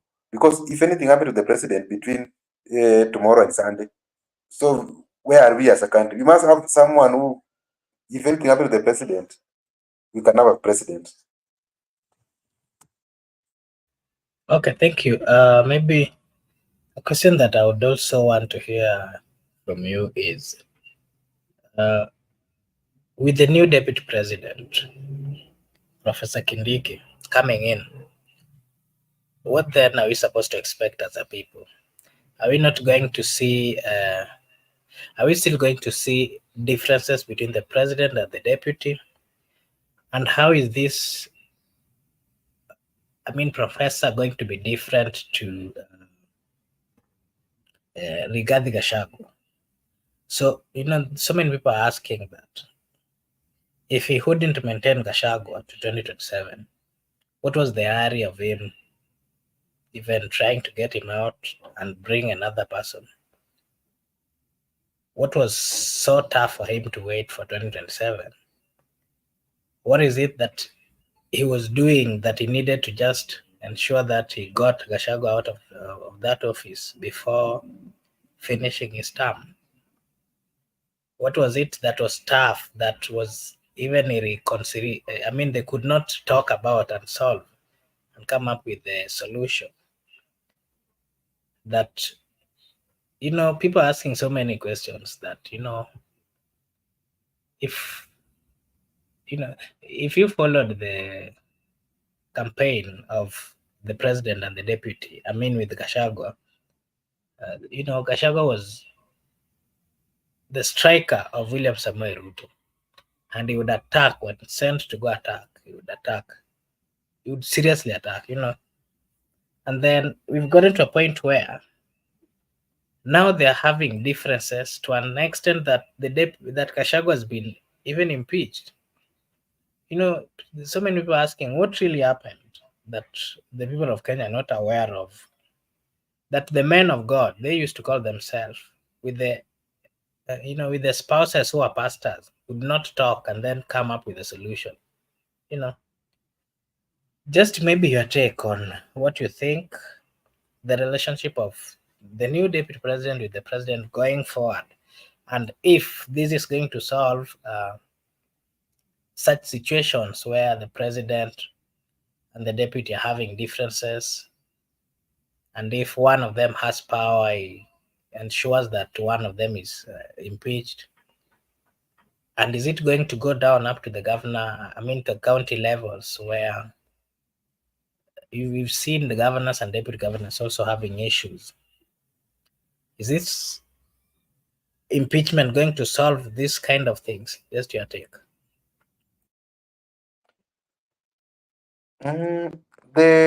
We don't know what might happen between the two at a personal level. We can't tell actually what happened between the two principals.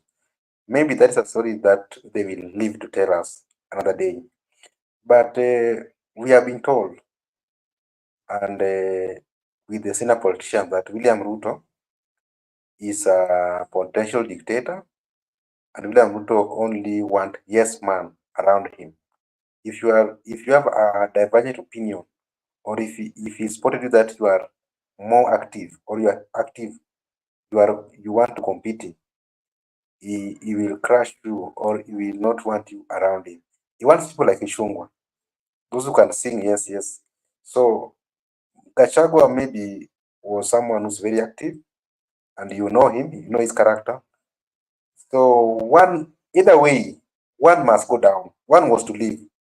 They cannot be in the same executive, because all of them are very active, and all of them are potential dictators. So I think Kithure Kindiki is a bit manageable, because the kind of person of his character. He's a yes man. He can survive under William Ruto. William would like people like him. So I think that's why he opted to choose Kithure Kindiki. He did not want an active man who is deputizing him. The reason why I'm saying that one, Marco Bura, there are some, even if you look at some of the revolution, even look at, let me give you an example, Burkina Faso. When when Samori, when Kampore was competing with Thomas Sankara. You know, they got it, and Thomas Sankara was the principal. Then Kampore was the deputy. All of them are very active. So one must have to go down. And Thomas Sankara went down, and Kampore remained, and he was chased just recently with the demonstration at the capital of Burkina Faso, Ouagadougou. So in context, let me bring it down to the marriage context. Even in the marriage or in a relationship, if either of the partners, one is active, one must be manageable. If all of you are active, there's how you can't live in that house. How you can lead to divorce or separations can happen. So you must see look at even the formation of Raila. Raila has worked with Kalonzo from 2013, 17, and 18 because Kalonzo is manageable. Raila is very active. That's why Raila and Ruto sometimes they have to part ways after 2027 because all of them are very active and they understand what power is and they know what they want in terms of power. People are even saying right now that this ODM and UDA marriage, there's somewhere where it will end because you know ODM, the way they are very active and those MPs with the UDAs, that all those egos. So if you must form your formation, you must check on your deputy or your principal. You don't need to be all of you to be very active. So going forward, Kindiki is manageable because he's a yes man and he can work under dictator William Ruto. So I think they will work. But now the problem is most of the deals or most of the secrets Kenyan people will not know because Rigathi Gachagua was trying to give information to the public what's happening at the executive. So we are going to be blind because even Raila is in the government, the progress government. So the members of the public are not going to get some vital information from the government. Rigathi Gachagua, that is the end of him because he's no longer needed in that government. They don't want him. So let him just also have that gentleman submission. Let him just go and live for them their government. And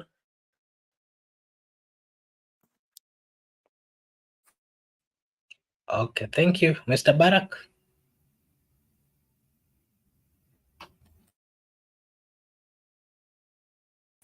Yes. Yes, I don't know whether you got my question. It was a long one. It just slipped my mind. Okay, Yes, so this is what I was asking that, seeing a new deputy, I mean, the president has appointed a new deputy. And, someone would ask that if you followed the politics and the campaign of the two, that is Ruto and Gachagua, they were the most good buddies, political buddies. And so people are asking themselves that if with the closeness and the buddies they were unable to go for the whole term, what is it like? How tough, how easy is it going to be possible for them to continue with the professor without having questions or even having disagreements? So, someone also would argue that if this was a reconciliation, these two gentlemen, the president and the deputy, they would not be brought, like, they would not have a discussion and come up with the solution, you know. And we're being told that their spouses are very serious Christians, pastors, whom we believe that would have played a role to ensure that they brought them back together. And that was impossible. How sure are we that uh, this pair are going to deliver and they're going to proceed with some consistency of understanding until the end of their term? And again, the question that someone else would also ask is that how is this going to change the future politics, the interaction between the president and the deputy, the interaction between the governors and the deputies, because we've seen consistent impeachment, slight disagreement with either the boss or the people, you'll just find yourself out. Thank you so much, Mark. I think the approach that we started on this new constitution, I think, was not good at all. Because if you look at 2013, Ruto and Uhuruto ticket was like, they were like equal partners. And you know, the president and the deputy president are not equal. And if the deputy president approaches the president as an equal partner, that's where the problem starts. And I think until we change that approach when we go to election, we will continue having the same problem. Because the deputy president will be coming in office assuming that he is unequal to the president.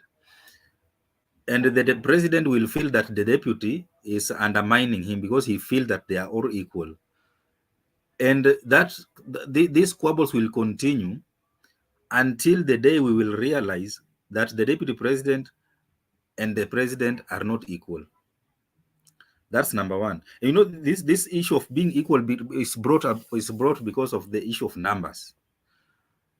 We do what we call ethnic coalition because of where because we believe that this we will have numbers come on board, we combine our numbers, and see the deputy feel that he has brought in like almost equal numbers as the president. He feels that they are equal, and you know that issues started in 2013 when Uhuru joined hand with Ruto, and they was like equal. And even when they were forming the first cabinet, you remember, there are some ministers that were brought on board by Ruto, and they were paying allegiance to Ruto and not the president.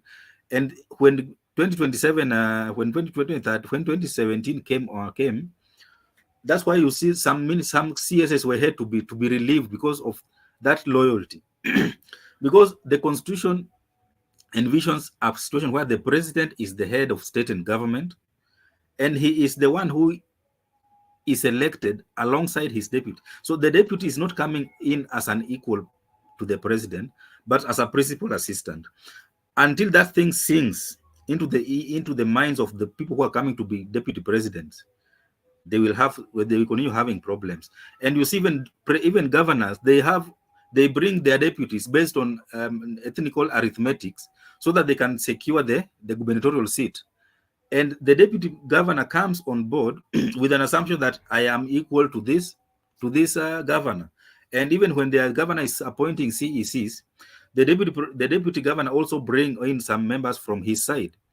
And you saw that this even brought a lot of problem in Kakamega County between Savola and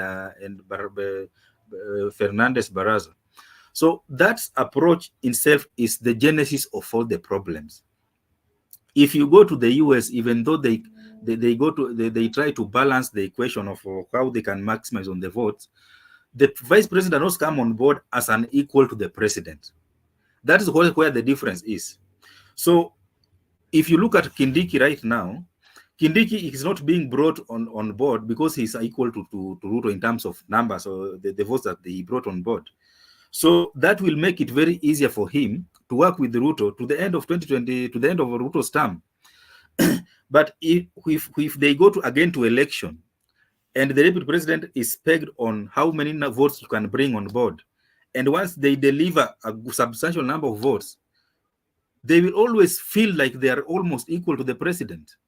And that problem must be sorted out by not having this coalition, ethnical coalition, where we brought deputies on board because of the number that they will bring on board. Because once someone has brought in a substantial number of votes, they will always feel that that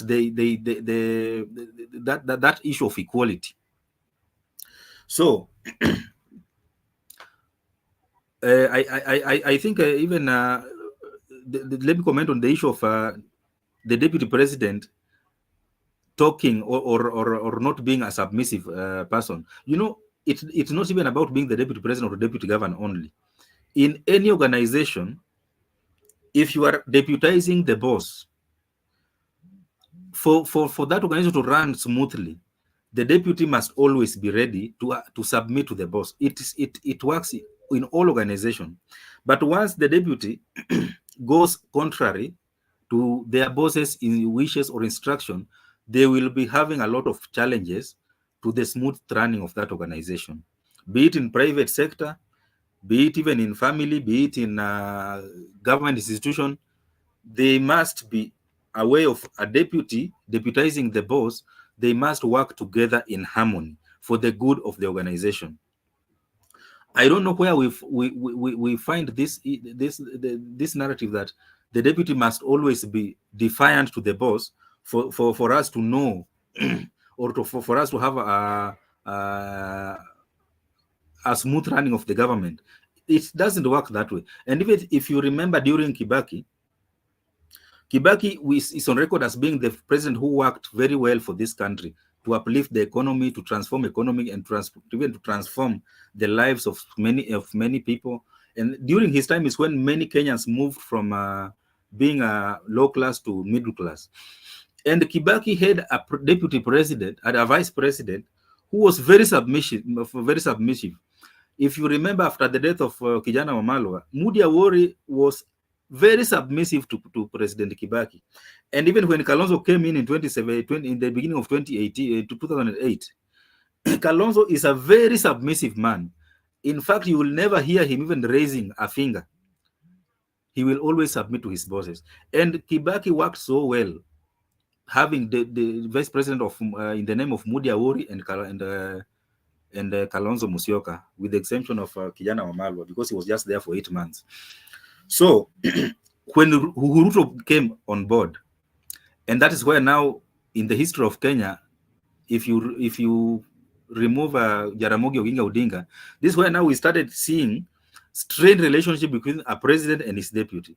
And because we are told that they are tied to the hip until the end of the term, we had a lot of challenges because the president is heading south, the deputy is heading north.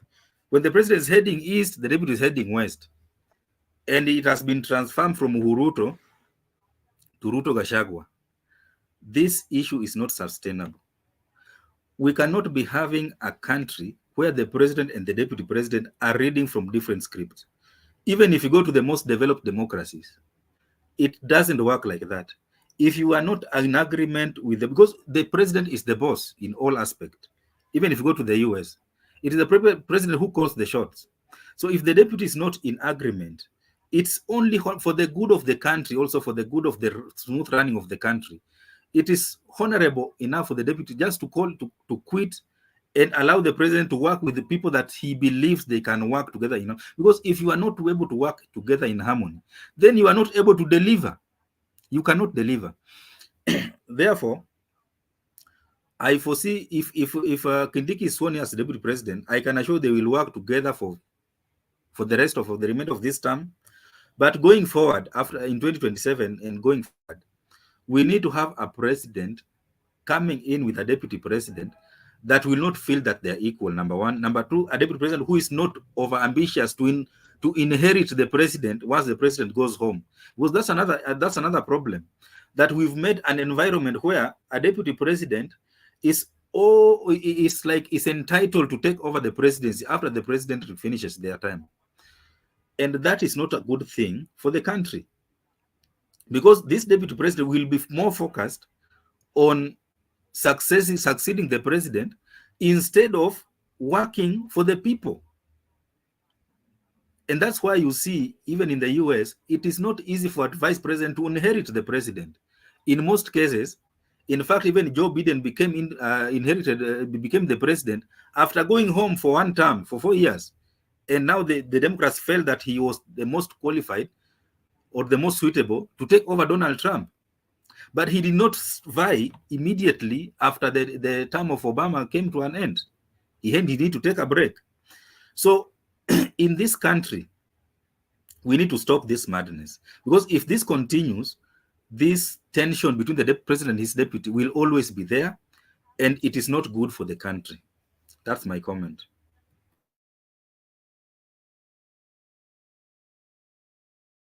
Okay, thank you, Mr. Barak. Something else that before we end, we're almost ending.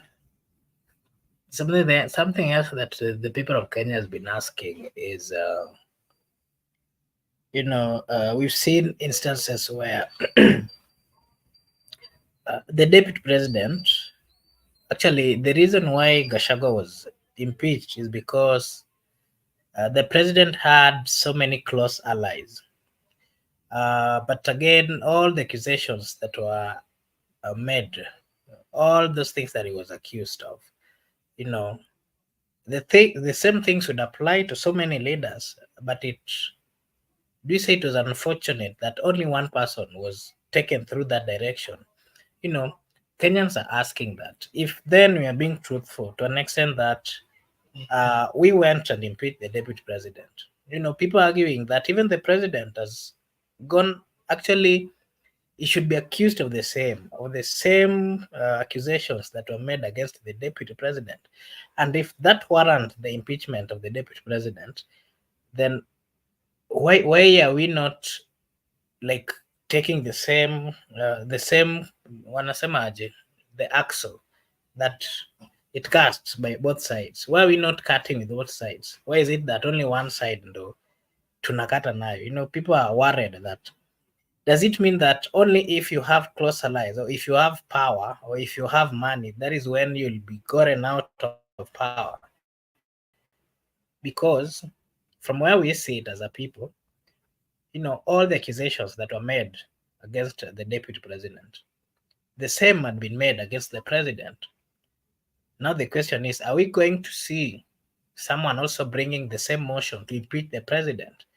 And are the members of parliament going to be loyal to that extent to impeach the president? Because when it comes to issues of tribalism, the president has been accused of tribalism. When it comes to selective using some words which are not really uniting, the president has also made the same. So the question is, are we having a functional parliament, a parliament that really listens to the people, a parliament that respects the vows, or the constitutional vows that they took? That is the question that I want you to give to, to answer, Mr. Migoda.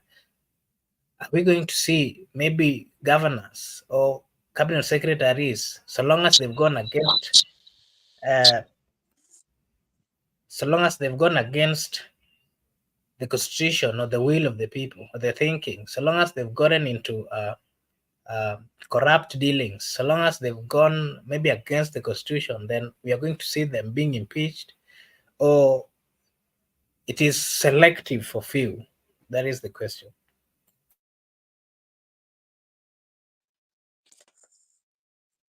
I think the die was cast. The regime's goose was cooked. The people start somewhere, and the decision has been made that Rigathi Gachagua must go, and he's going, whether through court, through impeachment. Definitely, the end game is that Rigathi Gachagua must go. So whether you are trying to ask that is parliament functional or non-functional, it can only be functional because they wanted Rigathi Gachagua to go. After he's gone, it will not be functional. So we must agree also that other than the process, also some people start somewhere and conclude that Rigathi Gachagua must go either way. That one must be put into rest. Our parliament, we have been complaining about our parliament that the parliament is compromised by the executive. Not only executive, but also provided that you have numbers like the members from ODM. Raila Odinga has compromised them. Even Wiper did not vote to repeat Gachagua because they have been compromised by Kalonzo Musyoka. So if you have numbers, you must compromise your people. Even the way you debate, in parliament, there are those members who are allowed to speak. You can make your own opinion debate, then you'll be asked by the party that that was not the position of the party. Our position was to oppose this.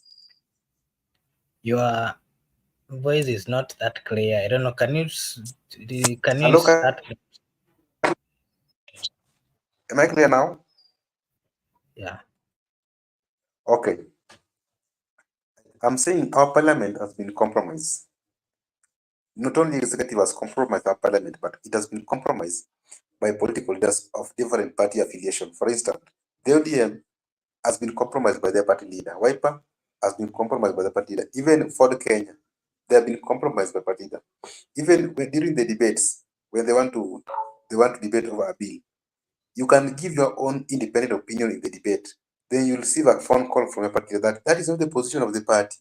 our position was to do this and this. Remember, by the time people were debating over the BBI, Otinda Molo introduced some proposed amendment in the debate.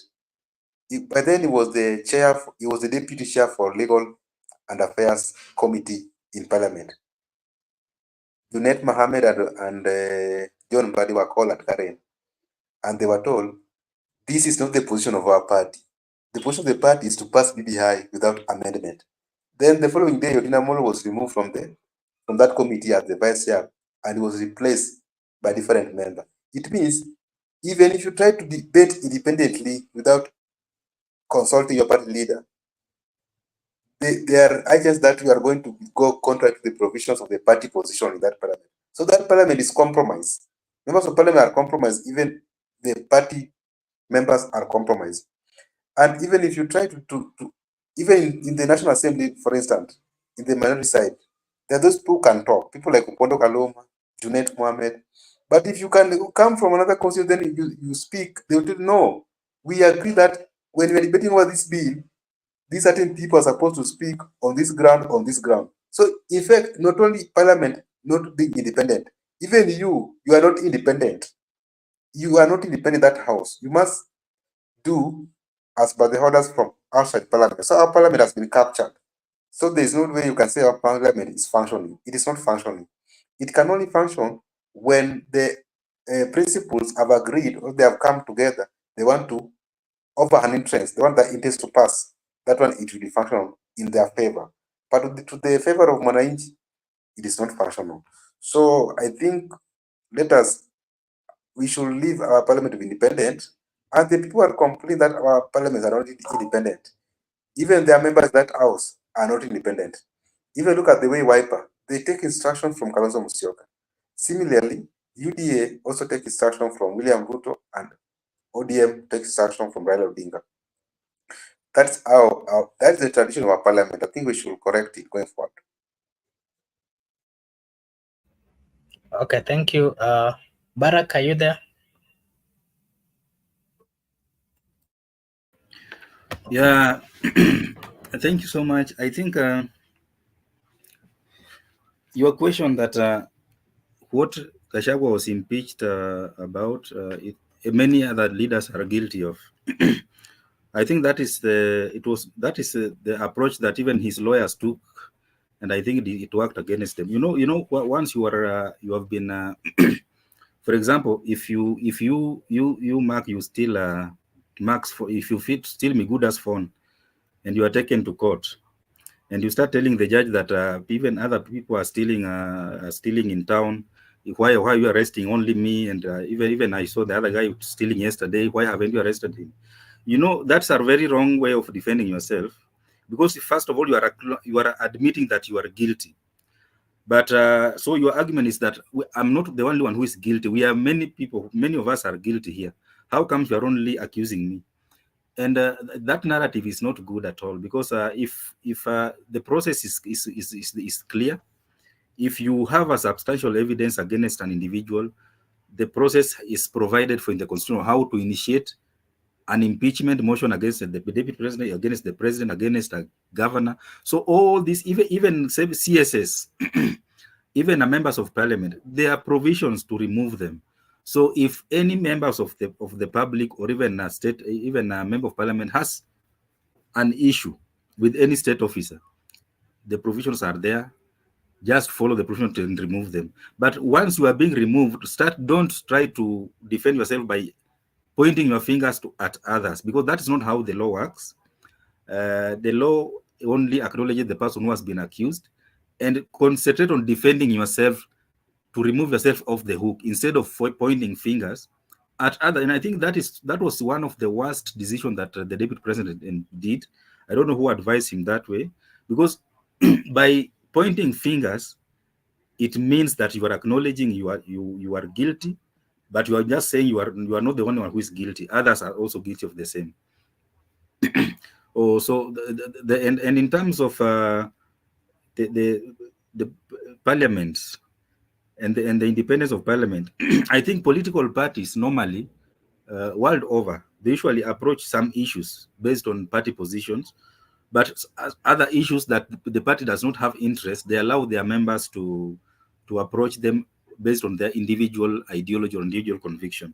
Because normally political parties, that's why members of parliament belong to certain political parties.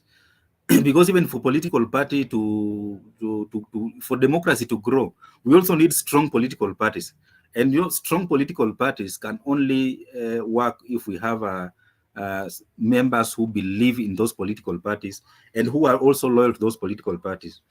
Even if you look at the US Congress, sometimes they vote based on party lines. When an issue that Democrats gives they declare themselves that this is our party position, the members will be expected to vote based on that declaration. But other issues that the party has no interest in, members are allowed to express their own political their own independent minds. And unfortunately, in Kenya, we have political parties that are owned by individuals and not members. And that is now where the challenge is. But I think for us to grow our democracy, we need to encourage political parties that are owned by members, where members can make a decision the way we see in South Africa, even here in Tanzania. CCM is a party that is owned by members, and CCM is the one who decides who runs on CCM ticket. Nobody owns CCM like here in Kenya, where we have people who own political parties, and that happens also in South Africa. ANC is owned by members, and they decide who leads them, and they decide who becomes the president. The same thing with the US. You saw when Joe Biden went to debate with Trump, and members of Democrats say, no, we cannot allow this guy to go to represent us at the ballot. And they told him to resign. And he did, because he knows that the party belongs to members. But in Kenya, in fact, it's unthinkable that members of ODM will tell Raila not to vie, or members of UDA will tell Ruto, you've led us south for 5 years. Can you allow another person to vie on UDA ticket? It's unthinkable. Even members of Wiper cannot dream of telling Kalonzo that you've been in politics since 1985. Can you please allow even Enoch Wambua to be our candidate to come 2027? Because these parties in Kenya are owned by individuals. Members just submit to those owners. But if you look at political parties in Tanzania, our neighbors here, if you look at political parties in South Africa, you look in political parties in the developed democracy like the US, members decide who runs on those party tickets.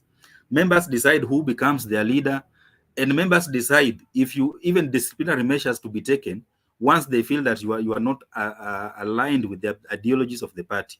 And that's why you see the son of Julius Nyerere, he was kicked out of CCM because they felt that this guy, even though his father is one of the respected leaders in the presidents in Africa, the Julius Nyerere, they felt that his son had gone against the ideologies of CCM, and they kicked him out. But in Kenya, you'll find that even after these people owning political parties, even after them messing these parties, their children will just come and inherit this party, and people will not say anything because you don't have ownership. Therefore, for us to grow our democracy, let us grow our political parties. Let us have political parties that are owned by members. Unfortunately, right now we still have political parties that are owned by individual, and this individual will continue calling the shots until we develop our own political parties that are owned by members, where members will be calling the shots. Members will be deciding who runs as presidents in these political parties, and members will be giving instructions on the leaders, sometimes even recalling some of their leaders when they feel that they are not going the right way according to the party's ideologies. Thank you. Okay, thank you. Maybe I think we're now closing. Mr. Barak, I'll give you a chance to say your last remarks. Well, thank you so much. Mark and Ben has already left, and Eric and also Miguda. I believe as a country we are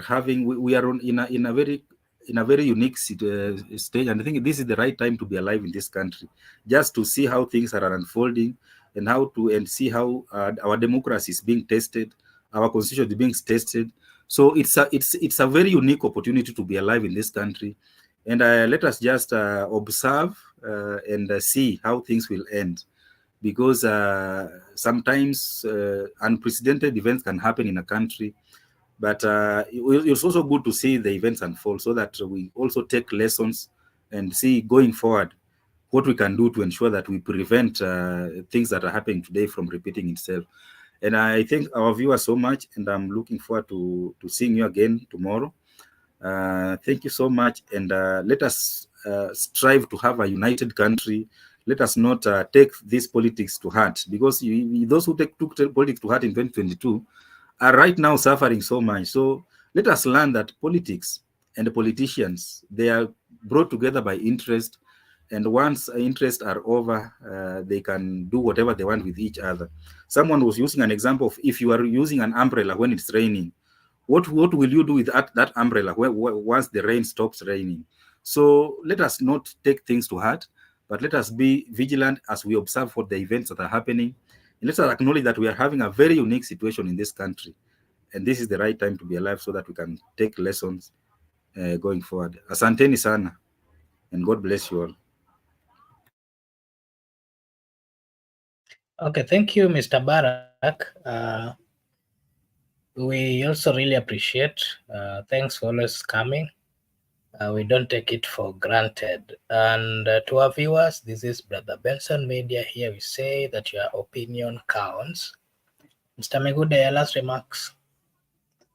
My last remarks, Barak is saying in what is popular on X that Kenya sihami. That's why I say it is good to be alive in Kenya. So you can say Kenya sihami. Ama Kenya ni nyumbani. To our viewers, we are very grateful for tuning in. First, let me give a warm greetings to our panelists. Barak has been here up to now. We are very grateful for you coming when you are free. Ayaga was here. Ayaga is one of us. And also Brother Benson. We began with Brother Benson before they joined. Mark Buddha came in later. So thank you for tuning in to our viewers. And also thank you for always supporting us. For those who are our loyal supporters, we are very much grateful. And also I would like to tell one of our supporters, our viewer, my good friend Judith, that do not worry. Kithure Kindiki is also from Murema. So let us just move on as a country. That's politics, no permanent friend, no permanent enemy. For those of us who can join us, also when the link is below the comments, you can also join and give us your opinion. You can rely on your opinion for us to have further engagements. Provided that you don't spread any hatred, don't incite anyone to violence, you don't propaganda to war. You are free to speak. You can speak. You can say anything. Bye-bye. See you next time.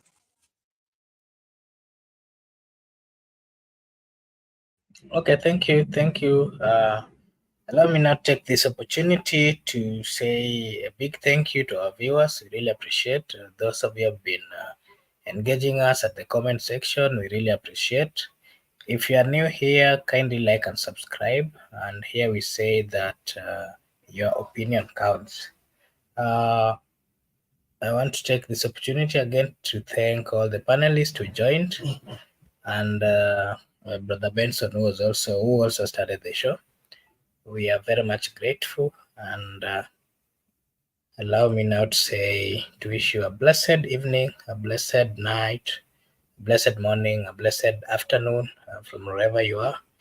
Thank you so much, and may God bless you. Bye bye.